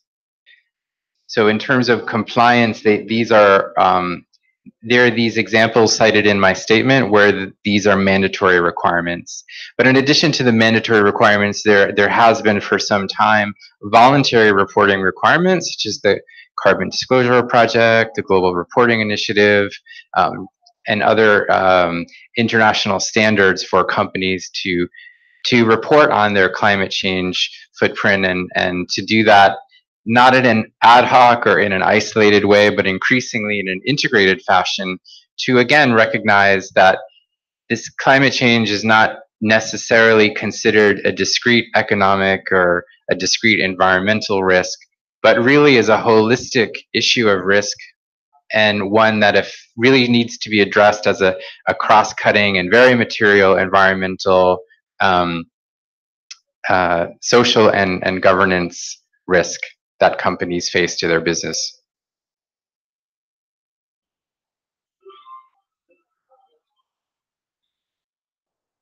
I have no further questions. Thank you very much, Mr. Hodes. Thank you very much. It's been a pleasure. May the witness be excused, Your Honors. The witness is excused. So we have your final witness for today.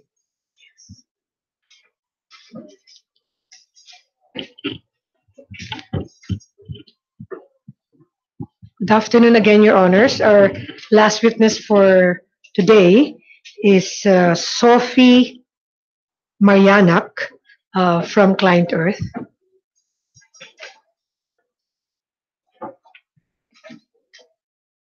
Please swear in the witness. Itong pinaka.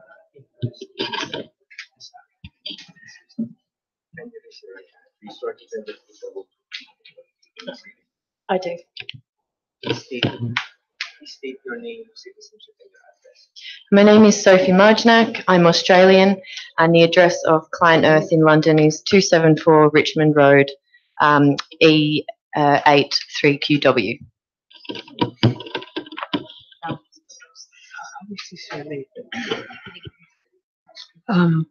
Our witness, Ms. Sophie Marianak or Marjanak, is for the purpose of enabling her to share the findings of two studies.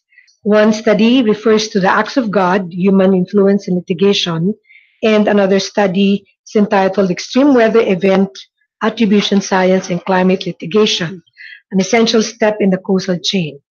Ms. Sophie Marianak is a lawyer. She works on climate and financial accountability projects of Client Earth. Your Honors, Client Earth is a global environmental legal charity which is based in various offices in the world. And one of the objectives of this global organization is to commission research into law practice and administration of justice in connection with the environment, including impact, direct or indirect, of any human activity in the environment, and also to disseminate the useful results of their research. And before I proceed, Your Honor, may I be allowed to ask the witness Please go ahead. certain questions?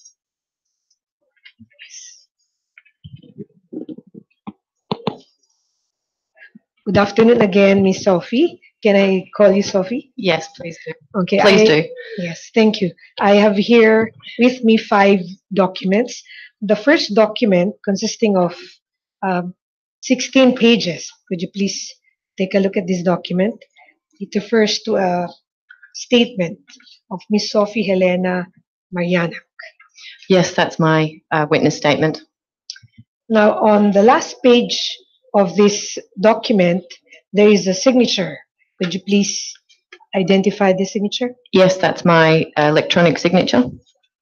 Okay. Your Honor, please, this has been previously marked as Exhibit Sextuple D until Exhibit Sextuple D-15, and the signature as Sextuple D-15-A. The next document, Ms. Sophie, is a curriculum vitae consisting of 2 pages. Kindly take a look at that document. Yes, that's my CV. Okay.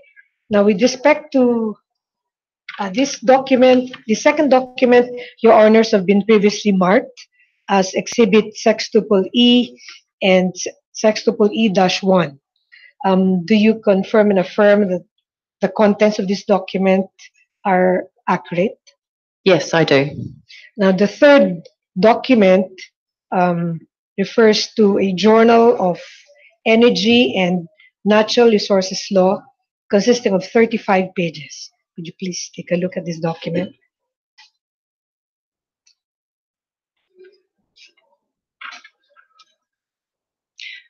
Yes, that's an article that I drafted and that was published in April of this year. Okay. This document, Your Honor, has been marked as Sextuple F until Sextuple F-34, and this has been contained in the ex parte manifestation, Your Honor, submitted last June 27, 2018.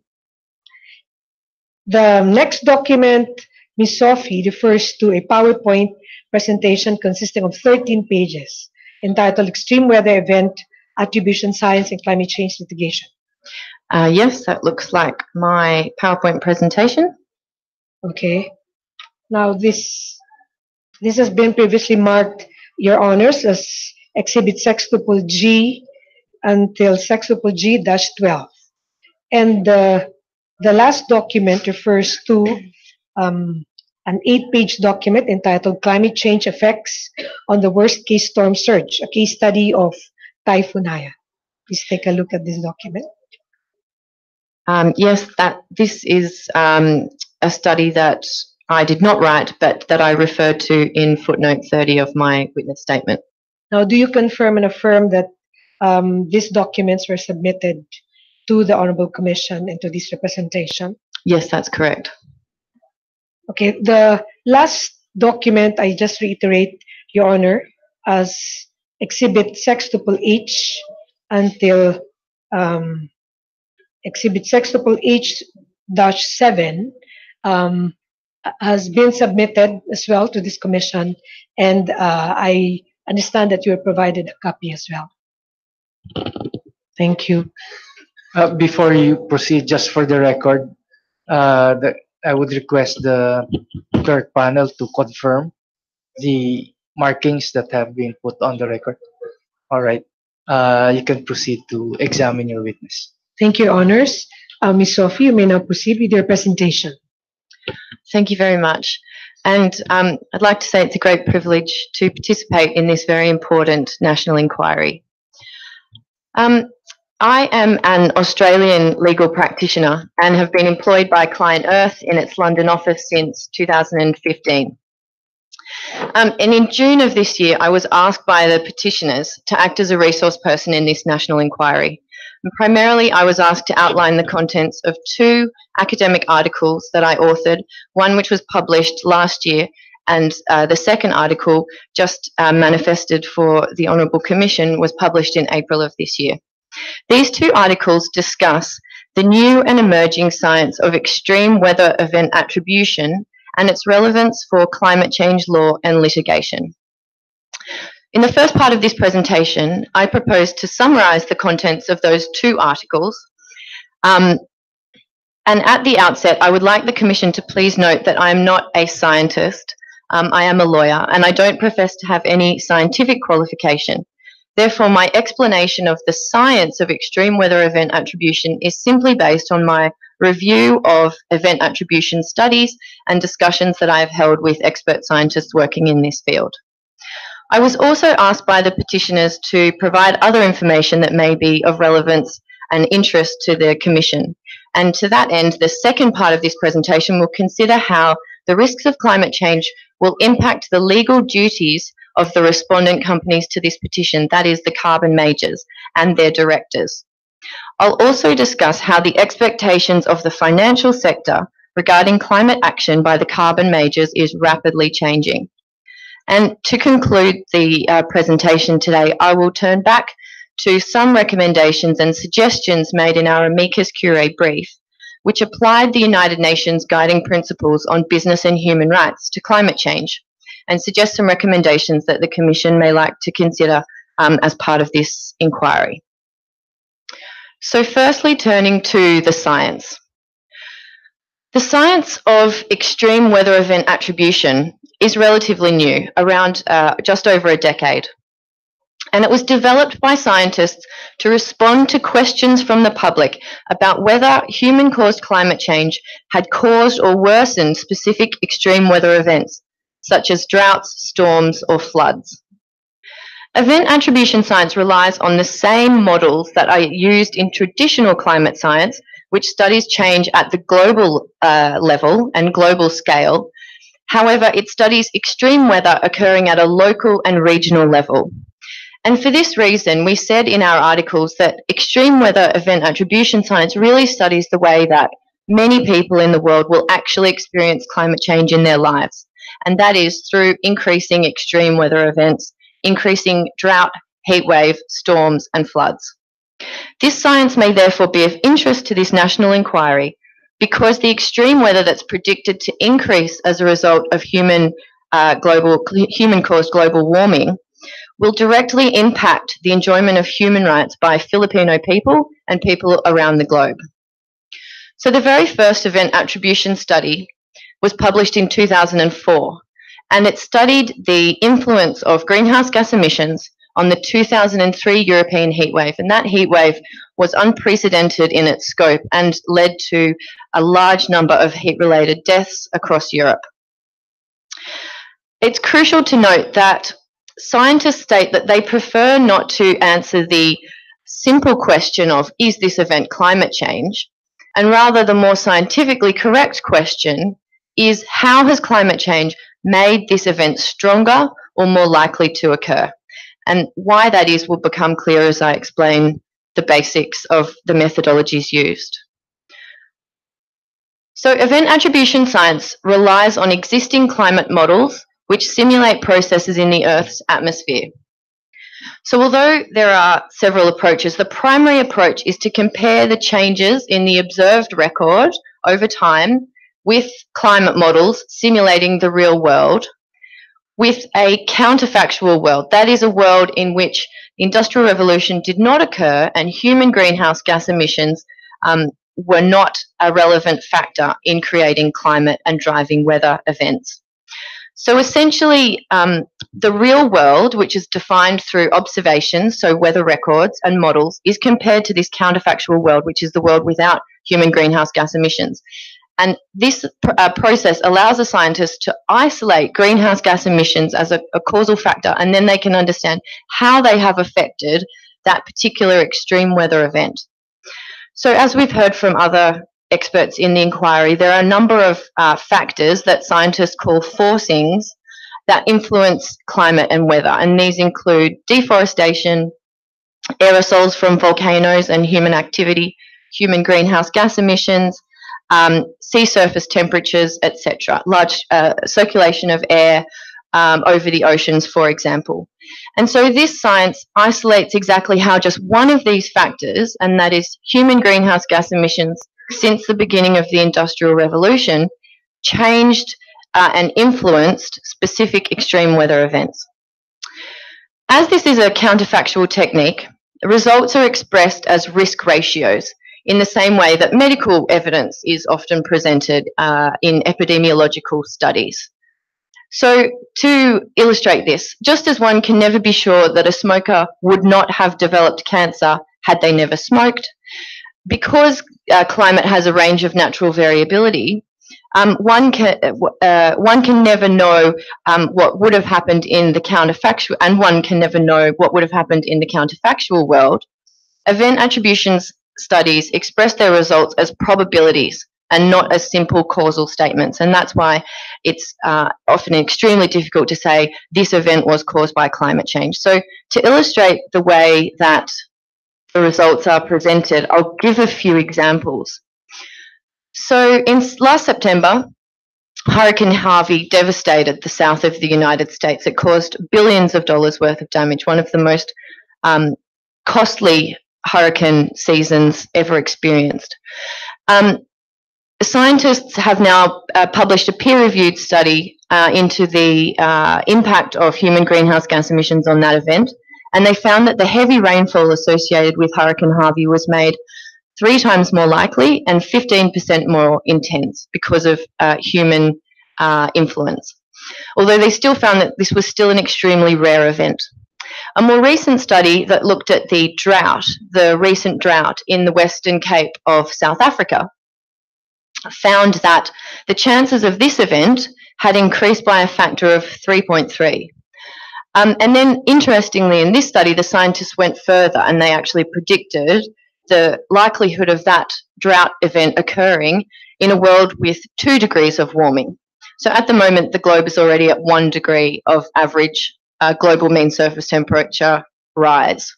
So in a world with 2 degrees of warming, droughts such as the drought recently experienced in South Africa would be 6 times more likely. So that changes that event from 1 in 100 year event, which is the return time. So that's an indication of how likely the event will occur. Of course, that doesn't mean that it will occur every 100 years. But it changes the likelihood of that event from a 1 in 100 year event to a 1 in 16 year event.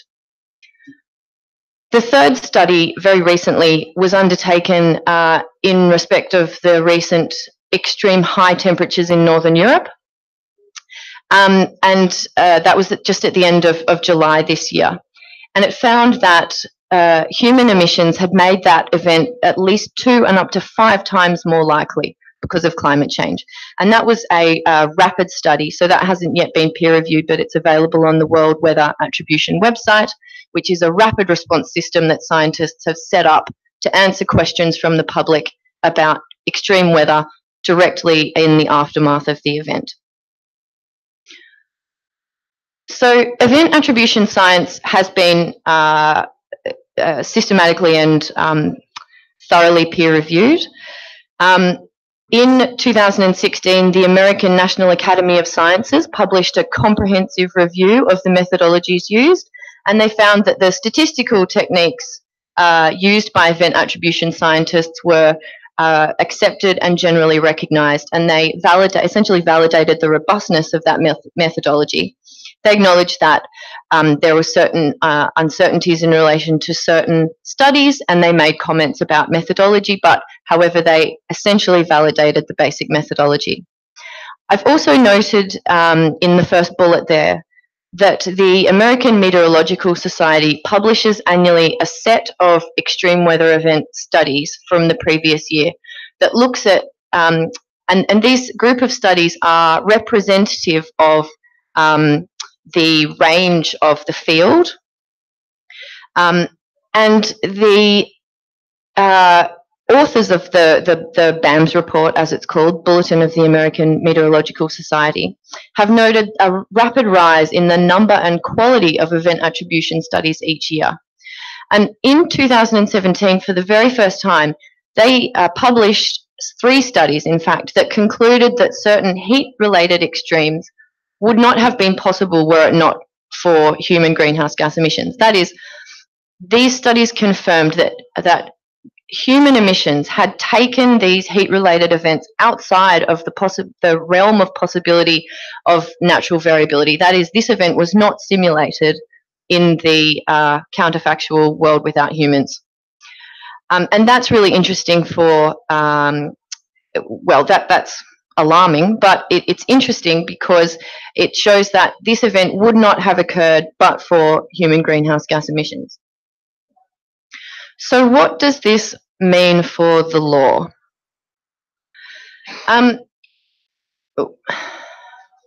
Firstly, this new science is relevant for a range of actions falling within the definition of climate change litigation. And it's important for a range of actions that could be important for a range of actions occurring around the world at the moment.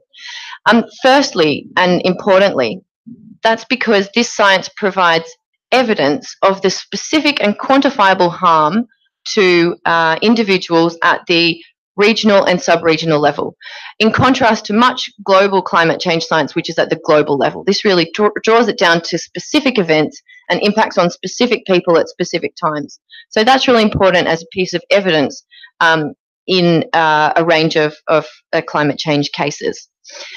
It's also very important because, as I explained and was shown by the results of that study of the South African drought, you can see that what these studies provide is predictive information about how often these kinds of events are going to occur in the future. So not only do we not have just generalized information, but we have quite specific information now about what impacts will occur in specific regions, and we understand these events better, so we understand the drivers of these weather events better. And this is important for the law because it affects the element of foreseeability. That is, one doesn't just know that in general extreme weather events will increase, rather one knows exactly how and when and at what frequency. And this foreseeability of harm is an important element in the establishment of negligence in many legal systems around the world, and in the establishment of liability under other causes of action as well, as mentioned by Mr. Carroll Muffet yesterday. So therefore, legally, event attribution science is also important for actors with legal duties to prepare for and adapt to a changing climate. So this information is therefore important for governments, companies, and other actors charged with protecting people from the physical impacts of climate change. So to take the South African example again, if one knows, and if a water manager knows that these droughts are going to be rapidly increasing in frequency, then they need to be adapting their infrastructure. They need to be making sure that the sort of day zero situation that was recently faced by Cape Town, which essentially was that it was about to run out of drinking water and that it may have needed to switch off the taps. If governments and authorities can foresee that event, then they may very well have legal duties to adapt to that foreseeable eventuality. And this applies to professionals as well, so engineers and architects, the way that they design buildings and infrastructure, and it also applies to companies. For example, take the example of a tropical storm. An insurance company needs to make sure that it has enough money to pay out increasing claims from increasing storms and hurricanes, perhaps in the south of the US. And I note that last year was the most expensive year for US insurers on record. So this segues into the second part of my presentation.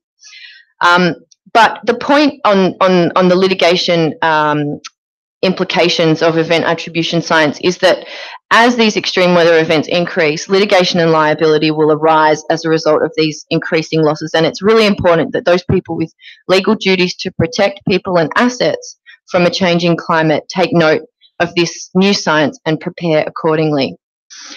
And the second part of my talk will look at the implications of this for the private sector and for companies and for private actors.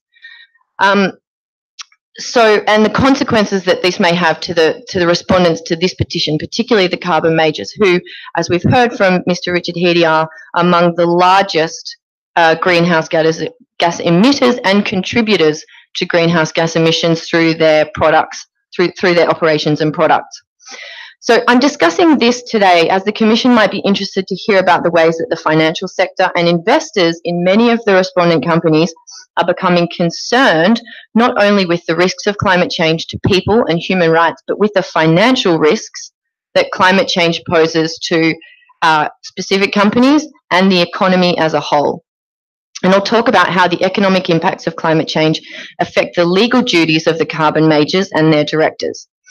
But overall, there's been a huge increase in interest in this area among financial sector actors in the past 3 years. And the direction of travel is clear. Disclosure and expectations of the carbon majors are highly likely to increase in respect of climate change in the coming years. However, the link between this financial agenda and human rights is rarely made, and I will attempt to do that today. So this agenda really began in 2015 with a speech by Mark Carney, the Governor of the Bank of England, where he outlined how climate change was putting investments at risk and putting the financial stability of particular insurance companies at risk. And in this report that I've referred to on this slide, he set out 3 categories of risk to private companies from climate change. These were physical risks. So that's the risks from extreme weather events that I've just mentioned, transition risks, losses that could occur to companies due to the transition to a low carbon economy, and the example there is the collapse of the US coal sector in 2016. And then, of course, litigation risks, so litigation and compensation liabilities arising from tort claims, and we've seen in the last 12 months a wave of tort claims in the US that has made that liability risk very real. Coming out of this Mark Carney's report and coming out of that sort of seminal speech that he gave in late 2015, the G8, which are the 8 largest economies, the Financial Stability Board that's established by the G8, set up a task force on climate-related financial disclosures called the TCFD, and they were an industry-led and investor-led group that also included some corporate representatives. A representative of BHP Billiton was on the task force, and they took over 12 months, or around about 12 months, and then they released their final recommendations report last year. And that report suggests that so as to protect investors and the economy from the risks of climate change, companies should be reporting and disclosing to their investors how climate change will impact their business. And the final report suggests that companies disclose in relation to governance, strategy, risk management, metrics and targets. But really importantly, that final bullet that I want to emphasize is that they recommend that companies disclose a 2-degree scenario analysis, and that is the companies tell their investors and shareholders how they will operate in a world in which governments implement the regulation required to meet the temperature goal of the Paris Agreement. And that's really crucial for this inquiry because it shows that companies are already doing a lot of work on how climate change is going to affect their business. So the direction of travel is clear. There are moves around the world and for the TCFD recommendations to be adopted into the listing rules of various stock exchanges. Investors are starting to simply demand that this disclosure be standard, and I think that they're moving even beyond disclosure to actual action and mitigation of emissions by these companies. So, and this is important for this inquiry because it demonstrates that the expectations of investors and financial regulators are increasing. And given that this additional disclosure is the clear direction of travel, it's reasonable to expect the carbon majors to disclose how they intend to respect human rights by publishing business plans that describe their operations and activities in a world in which global warming is kept to well below 2 degrees and even 1.5 degrees. So simply put, such a process would not impose too heavy a burden on the companies, given that they are likely to be undertaking a similar exercise on the financial implications of climate change as part of TCFD disclosure. So now, very briefly turning to our work on directors' duties. Client Earth has analysed the duties of company directors in mainly Commonwealth jurisdictions. And essentially the results of our findings are that directors' duties require company directors and corporate directors to act in the best interests of their company. And that's the best long-term interests of their company, and with reasonable prudence, due diligence and skill. So in some jurisdictions, there's an explicit requirement to consider stakeholder interests and the company's role as a good corporate citizen. So it's clear that the law says that it's not acceptable to fail to manage material climate risks, and also that legal duties do not prevent company directors from considering human rights and environmental impacts in business decisions, and in some cases may actually require them to do so. So this analysis shows that at least some of the directors of the carbon majors, those that are headquartered in Commonwealth countries, and I note that these duties are generally global, already have existing legal duties to take account of and manage climate-related financial risks, including risks arising from more extreme weather. And this is relevant to their human rights responsibilities that these companies have under other instruments, including the United Nations Guiding Principles, because it demonstrates that company directors are not required by corporate law to pursue profit on behalf of shareholders at the expense of other stakeholders. And then accordingly, there's no barrier in corporate law for a finding by this commission that the UNGPs require companies to reduce and mitigate their emissions in order to respect human rights, or at least to carry out, at the very least, to carry out a due diligence process that examines the impacts of their direct and indirect emissions on human rights. So in my opinion, the implications of the legal duties of company directors for the management of climate change remains an open question that may one day be tested in court. And this is extremely interesting because, as we know, that scientific evidence confidently predicts that a world in which warming goes above 2 degrees and hits 3 to 4 degrees, we know that that will have massive ramifications for not only human civilization but the economy. In fact, there is no profit to be made in a world in which, in a 3 or 4 degree world. And therefore, one may ask, is it in the best interests of these companies for their directors to be investing in fossil fuel projects that take the world above that threshold? And I think perhaps we may see litigation on that point at some point in the future, but that's my personal prediction.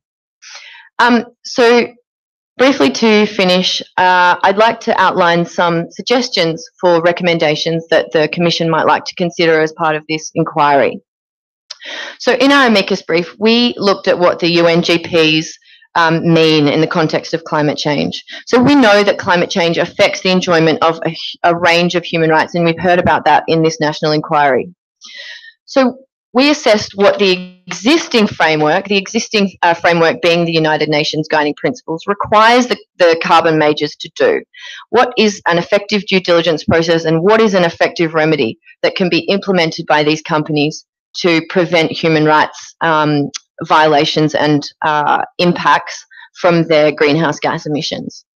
And we concluded that the minimum standard for human rights compliance by both states and companies should be related to the internationally agreed Paris Agreement, which is the made under the United Nations Framework Convention on Climate Change.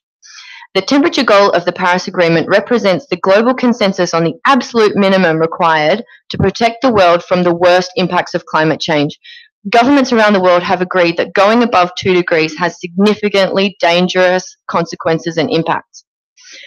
And therefore, the Paris Agreement should represent the hard legal standard for compliance with human rights law by both states and multinational corporations. And then accordingly, the respondent companies to this petition should be made to explain how they will operate and how they will mitigate their emissions to align their business plans with that target of well below 2 degrees and pursuing efforts to 1.5 degrees. And this interpretation is the best interpretation in this emerging area of law, as it is tied to this internationally accepted and agreed law, and law that has near universal acceptance among nation states. So in this context, we have suggested the following recommendations or findings that the Commission might like to consider in respect of a human rights due diligence process in the context of climate change. So this due diligence process ought to ensure that the company has a strong governance framework, make a commitment to reporting in line with the TCFD recommendations, include a robust analysis developed in consultation with stakeholders, and stakeholders must include those people most affected by climate change or whose human rights are affected by climate change in the jurisdictions in which the companies operate.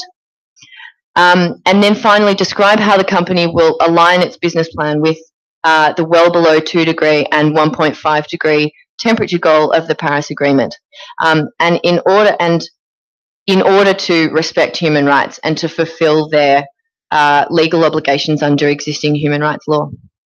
Thank you. Thank you, Ms. Sophie. Your Honor, may we be allowed to ask questions? Please go ahead. Okay. Thank you, Sophie, for that valuable presentation. In your statement, you mentioned about the study on Typhoon Haiyan in 2015.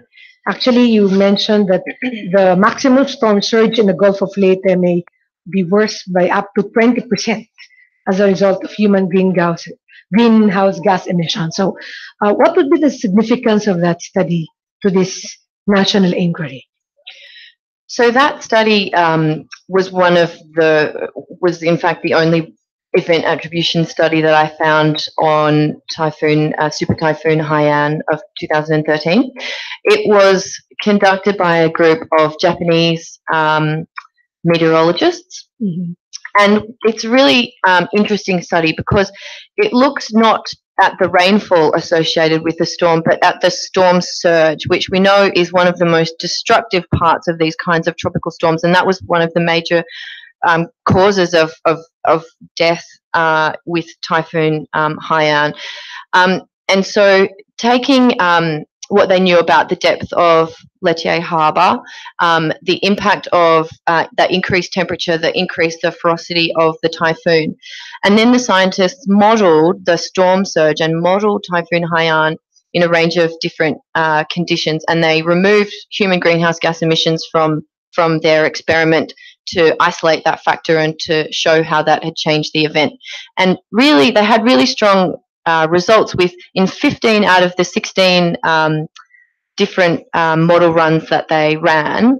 They showed that the human emissions had increased the strength of Typhoon Haiyan. And overall, they calculated that the storm surge was made 20% worse by human influence. Because we had testimonies from Tacloban and also Dr. Jonathan a while ago. So did that study make any recommendations for disaster resilience? Yes, for disaster resilience. No, because it was really just a technical study of the weather event. I'd need to review it again, but I think if it did make those recommendations, it was just in passing. I think because that wasn't really the expertise of those scientists. They were more meteorologists and technical experts. Thank you. Now, you also mentioned about the UN guiding principles. And you also mentioned in your slide that corporation directors have legal duties, actually, to consider human rights and environmental law in making business decisions. But having mentioned about event attribution science, how can companies use event attribution science in ensuring effective human rights due diligence on climate change? So I think not just companies, but all actors with duties to keep people safe from our changing climate should be paying close attention to event attribution science. And event attribution science really needs to be integrated into the catastrophe models and the disaster models that many people are using. So companies may well look at this in terms of how they protect their own assets, but from a human rights perspective, they also need to, and as a result of their direct and indirect emissions, they also need to be looking at how, through a human rights lens, those impacts are being mitigated. And so in terms of adaptation plans, I think it's important that a range of actors, not just the carbon majors, take this new science into account. Thank you, Sophie. That would be all, Your Honors. Commissioner Pimentel, do you have questions? Commissioner Dr. Walpole? Okay, I just have a few questions because this is such an interesting topic that you have raised, something that I've heard for the first time today, which is that according to a nascent science called event attribution, this science has been applied to other fields other than the field of extreme weather events. Would you know where other areas where this nascent science has been applied already? Other than extreme weather events? No, although the methodologies are standard statistical techniques comparing the probabilities of an event in the real world versus a counterfactual world. But really this science was developed to explain how human greenhouse gas emissions change the intensity and strength of extreme weather.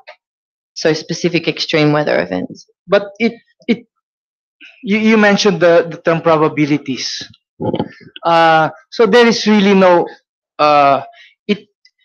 it talks of the probability of a certain event happening, or does it kick in after an event has happened and you're trying to determine the probability of certain factors having contributed to the happening of that event?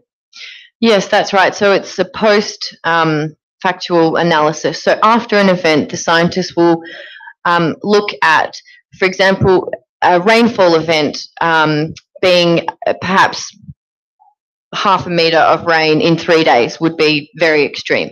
So essentially that specific event, they define the event that's occurred. So say that quantity of rain caused a flooding. They define the event afterwards, and then they look back at the historical record at how often such an amount of rain fell within a 3-day period, for example. And then they run climate models to see how often that event comes up in the model, so that simulates rainfall in that region. And then they can see how likely that event is in the real world, and what the return time for that event is, so how often it's going to occur.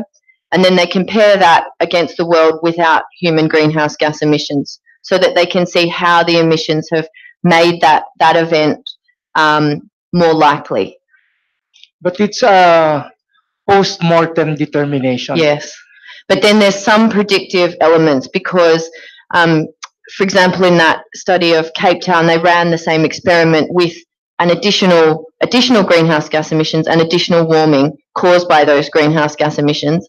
And so it has a predictive element because they've said, well, if the land was, or if global mean surface temperatures or temperatures in this region were 2 degrees on average warmer, then how does that impact the model? How does that impact the simulation of the drought?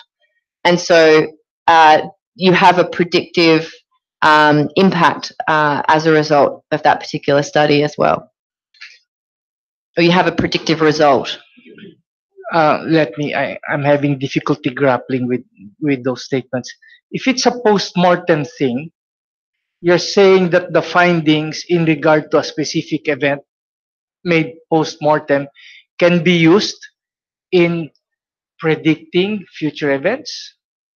Because the result shows that... No, yes or no first? Yes. All right, then explain, please. Because the result will tell you how the likelihood of that event is changing with different levels of greenhouse gas concentrations in the atmosphere. So although the objective of the study is to understand what caused that particular event that's just happened, that disaster that's just occurred, because it tells you more about how greenhouse gas emissions influence that event, you can extrapolate from that how that event will change going forward and how that event has been made, how the likelihood and risk profile of that event is changing through time. I'm trying to make a simple analogies in my mind where this nascent science might be applied or analyzed. For example, a plane crash. After the plane crashes, then investigators come in, they do a post-mortem, and then they determine what was the cause of the crash. And they would probably say these are the likely factors that contributed to the crash. But if you apply this as a sort of science that forewarns the owners of the company, how does that work? How do I hold the airline company liable or responsible for if the determination happens after? I mean, are you setting up a standard where you're telling the airline company that you should have known that these things would happen after applying it's like what they call Monday morning quarterbacking? Or please make a distinction between Monday morning quarterbacking and this predictive science of event attribution. What does Monday morning quarterbacking mean? I'm very sorry. Watching football, and then there's so many good analysts after the game. They should have done this and they should have done after the results of the game have already been determined. To be clear, we didn't find in our studies that any company could be made liable for an event. Well, the purpose of event attribution science is to explain and to understand why an event occurred and how humans influence that event, how human emissions influence that event. But it doesn't tell you. What it studies is all human released greenhouse gas emissions since the beginning of the Industrial Revolution. It doesn't tell you who released those emissions or whether they would be legally liable for them. That's a totally separate inquiry for which you need to rely on perhaps the evidence of Mr. Richard Heady that discusses who emitted those emissions. So it only analyses the event that occurred and how all human emissions influence that event. And then our research looked at what this additional information and this improved foreseeability of specific risks might mean for people that need to adapt and prepare for climate change. So if the information is out there that this drought, for example, is more likely to occur, then one might expect a water authority in South Africa to prepare for that event, to make sure that it has enough water to be resilient. And we've said that if it knew that this increasing drought risk was increasing at this exponential rate, this rapid rate, then under a number of legal theories, that people who are affected by that drought might expect or try and hold that water company, for example, liable for failing to provide them with basic and essential services.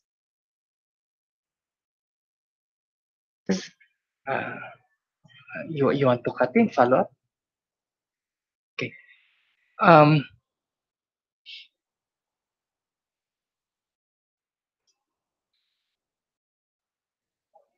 Going back to my analogy, the airline company. So I'm sorry if I take time here because No, that's fine. part of the petition is really finding responsibility of the carbon majors. Although, as I said earlier, this is a side note that we do not have the jurisdiction to award damages, being a human rights commission and not a court. But we have the mandate to determine responsibility and make known to the public if the evidence so warrant. But anyway, going back.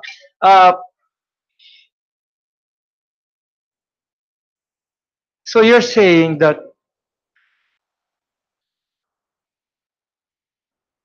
this new science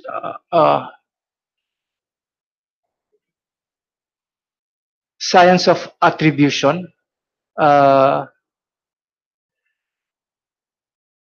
is stable enough and its methodologies have been validated and confirmed and supported by the scientific community, can be because it has been elevated to a certain level of certainty, its findings, although not absolute, may be used as a standard against which the behavior of corporations can be ranged against or evaluated, and maybe the basis of a finding of negligence or lack of due diligence? No, I don't think that's quite what I'm saying. I think that the science is simply trying to explain what is happening in the physical world and how human greenhouse gas emissions are changing events. The liability question is totally separate and would depend on what kind of case one was trying to bring. So the science just sits on its own. That's just additional information that the scientists have put out there. And we extrapolated generally about what that might mean for future-looking liability. So because that information is now in the public domain, one might expect that people, infrastructure managers and others ought to act on that information to try and protect people from those reasonably foreseeable risks.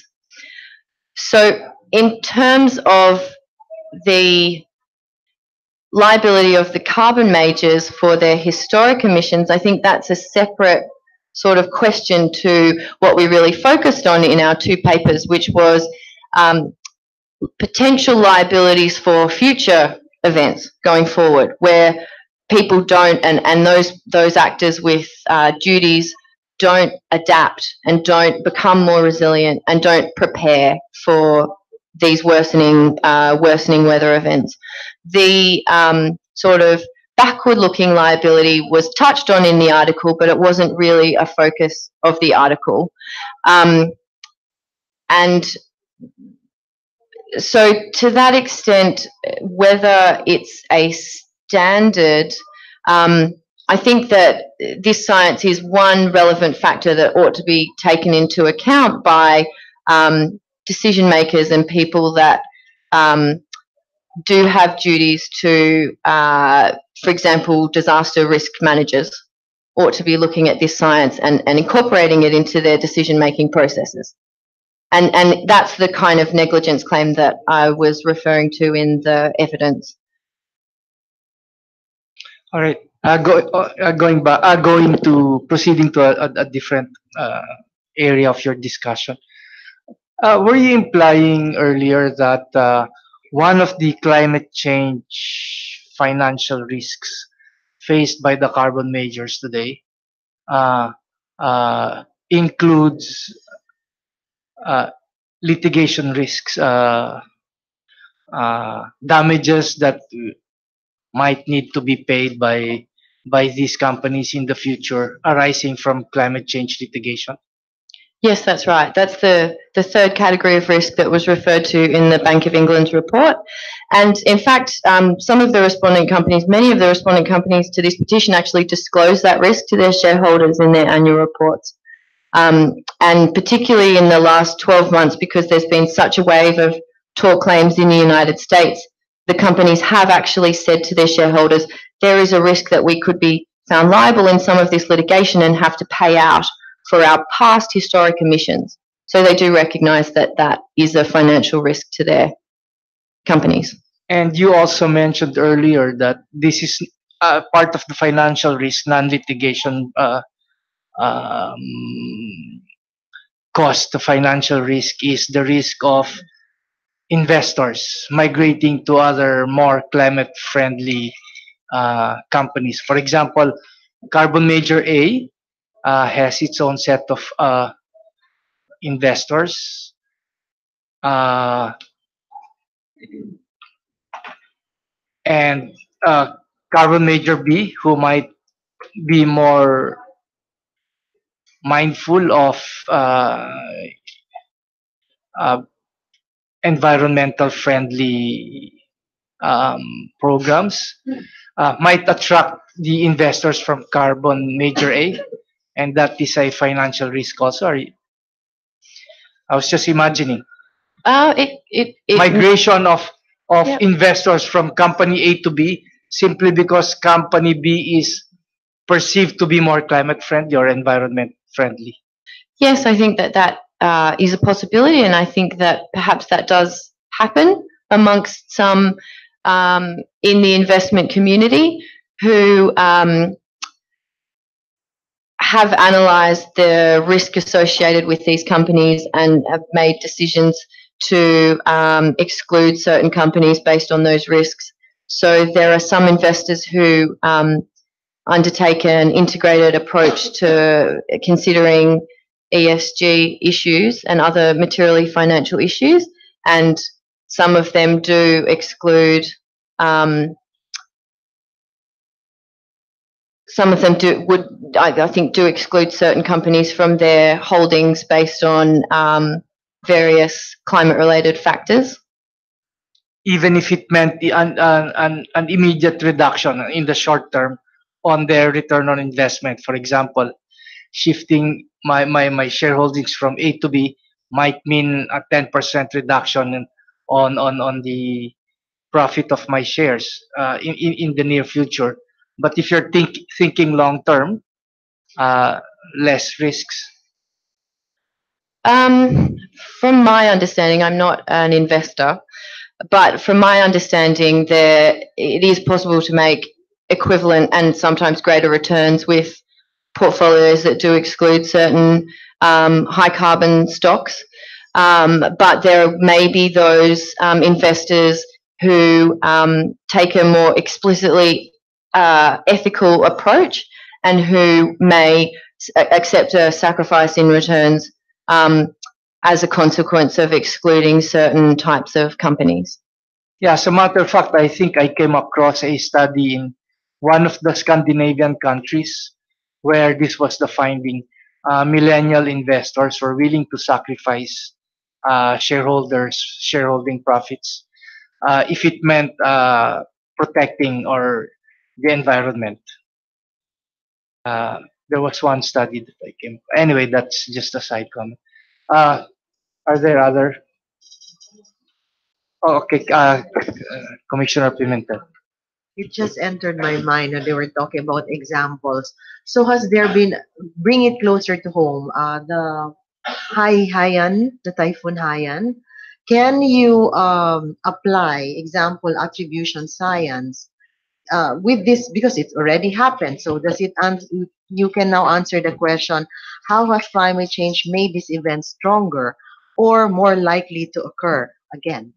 So can we, by studying Typhoon Haiyan, come up with recommendations, as you said, for policymakers and maybe risk managers to actually take into account what happened in Typhoon Haiyan and applying attribution science? Is that possible? Is that how it is done?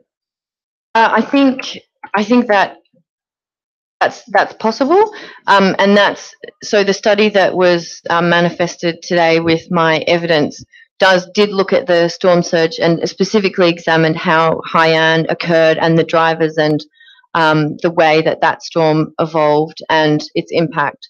So I think that yes, theoretically that is possible, but that one study is the only one that I found on Typhoon Haiyan.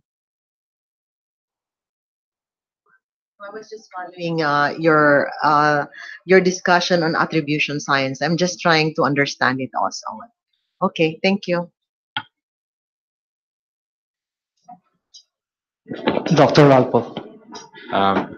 May I just clarify on this, because this study is, I understand, of great importance. It identifies statistically what the opportunities are. Now, it's another thing to turn around and apply attribution. That's what will be taken up by other areas of research. But what came out of this is that if we are concerned about this problem in the Philippines, Typhoon Haiyan was 20% greater than it would have been without the greenhouse gases. So what this science is doing is taking out the greenhouse gas and showing what the impact, how that impact would have been reduced. Yeah. So it can't do it in one sense before the science, but you're also showing in that study, which is a statistical analysis which many people in the world won't accept,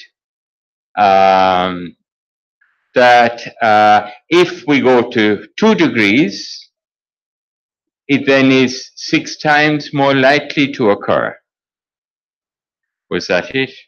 I think that kind of technical conclusion might need to be taken up with the authors of that study, because I'm not quite sure how exactly the modelling works in that case and whether there is that sort of relationship. Yeah. Okay. So we go back to the research program, but that is its projection within a range, I assume, of probability.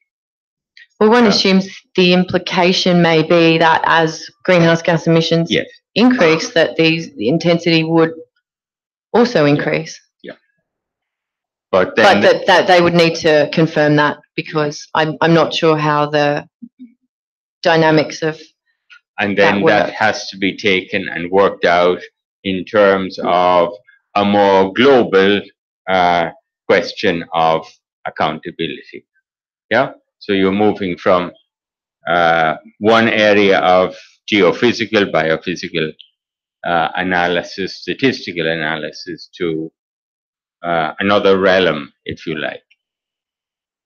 So I should point out that this kind of evidence has not yet been used in litigation. I think that in the US, the city of San Mateo did mention event attribution science in its pleadings, but I'm not aware of any other active litigation that has tested this new science.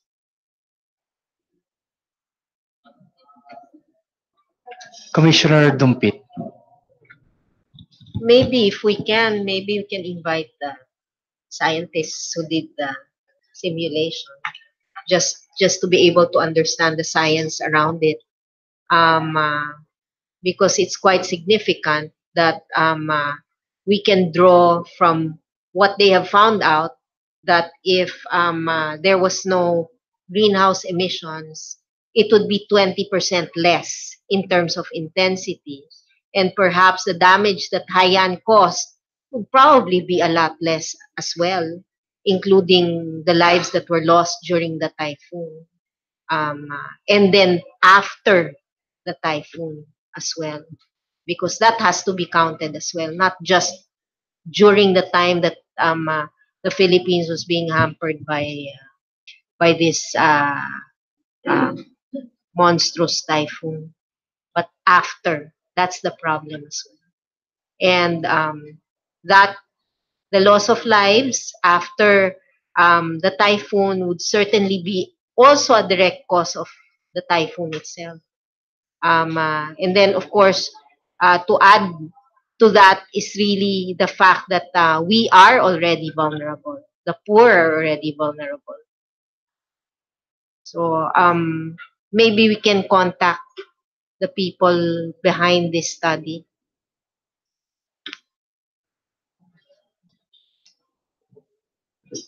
I take it as a suggestion from Commissioner Dumpit to the councils for petitioners if you can present an expert witness, a scientist himself or herself who is in the practice of the science of attribution. Um, that might be helpful. Thank you for the suggestion, Your Honors. We will confer with the team and the petitioners, and we will endeavor to respond to that request. Yeah, but I think the um, separating the discussion of the science of attribution, I think the sufficient evidence has been presented. Forget about attribution for a while. That climate change has in fact um,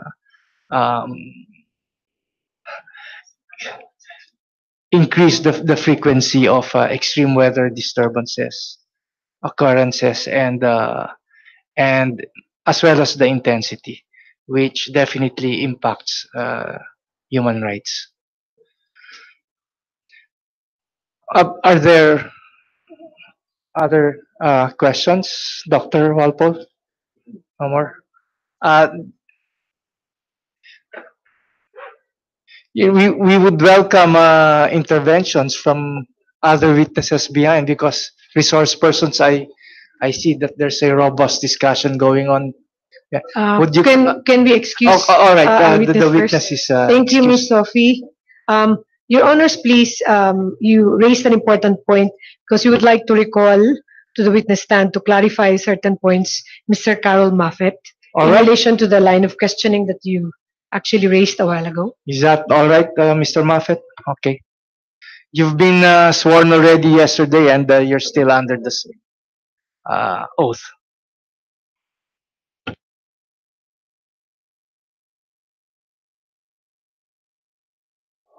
Thank you, Mr. Chair and members of the Commission. I wanted to add a few additions to Sophie's outstanding testimony in response to questions that arose in your follow-up conversations.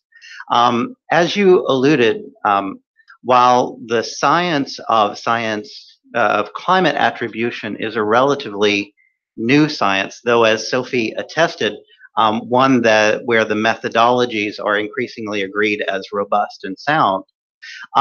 It follows on similar sciences that are very well established. And you gave the example of an airplane.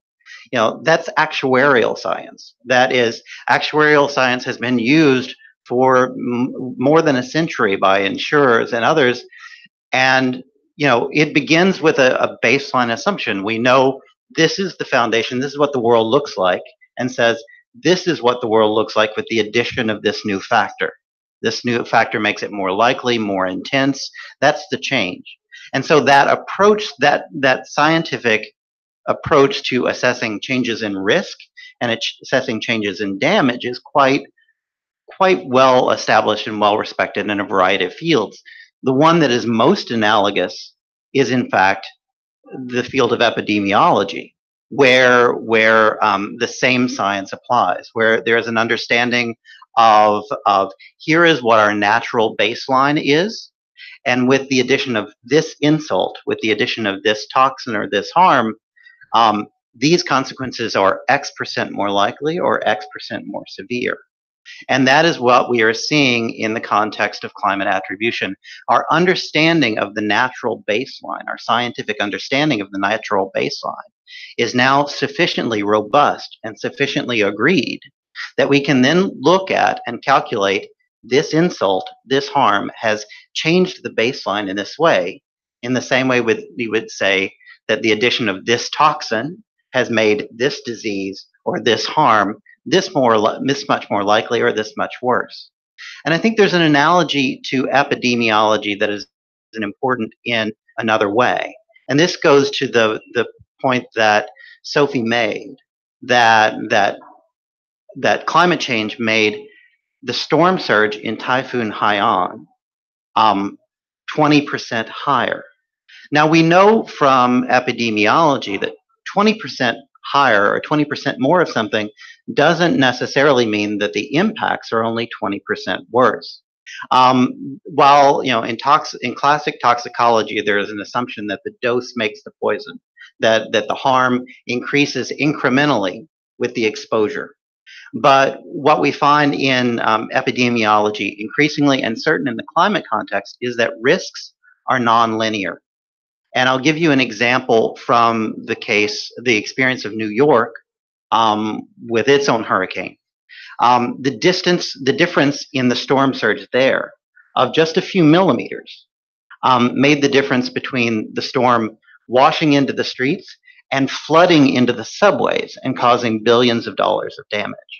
In the same way, if you look at the impacts of Typhoon Haiyan, that difference of 20% might have been the difference between the storm in one area wiping out a community garden or wiping out a school.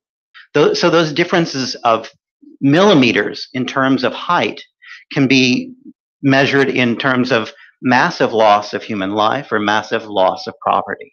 And so this is one of the things that I want to highlight is that the climate is a case in which the dose does not make the poison. Small differences in the percent, in the height of the surge, or in the strength of the winds can make profound differences in the scale and scope of the harm.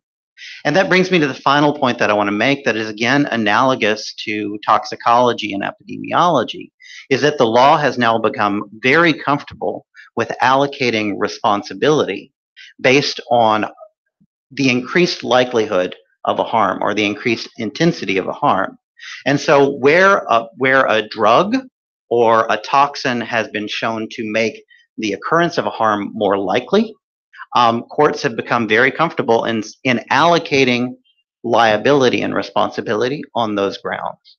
And so where, as I feel we have established, these harms were foreseeable, even if their precise degree was not foreseeable.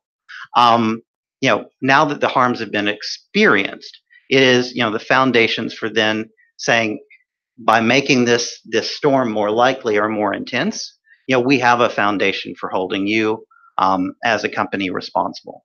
The final point I would make is obviously one of the breakthrough studies that I alluded to in my own statement was led by Dr. Brenda Eckwurzel of the Union of Concerned Scientists, who demonstrated precisely how extreme climate events can be and are being attributed to the carbon majors themselves.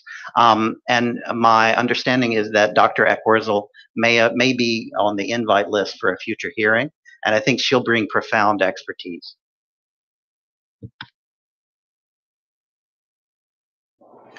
Thank you very much for that intervention. Councils, do you have other matters to bring Yes, up? thank you, Carol. We just would like to respectfully manifest, Your Honors, that all the statements where the witnesses have actually put their signatures are original. So they have all the documents with the Honorable Commission have the original signatures of all the witnesses. And also we confirm that Dr. Brenda Esquizera will be a future witness. Future in New York, in Yes, London? in New York, in the September hearings in New York. 27. Yes. Was that part of your manifestation submission already? Not yet, Your Honors, but we already have spoken or communicated with Dr. Brenda and of Union of Concerned Scientists, also a colleague of Dr. Peter Fromhoff. So we will endeavor to present her in our New York hearing, Your Honors. Okay, so we look forward to hearing her testimony. Are there other matters, Attorney Fernandez, before we close? Your Honor, we have provided the dates and the venues for all the succeeding hearings through the Facebook page of the Commission on Human Rights as well as through other means such as advisories.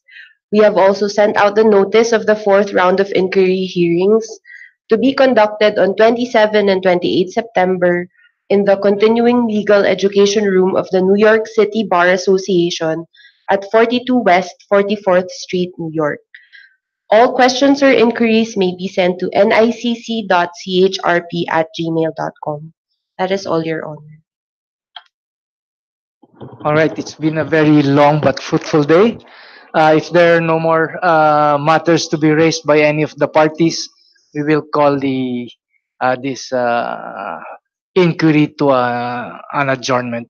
Thank you very much.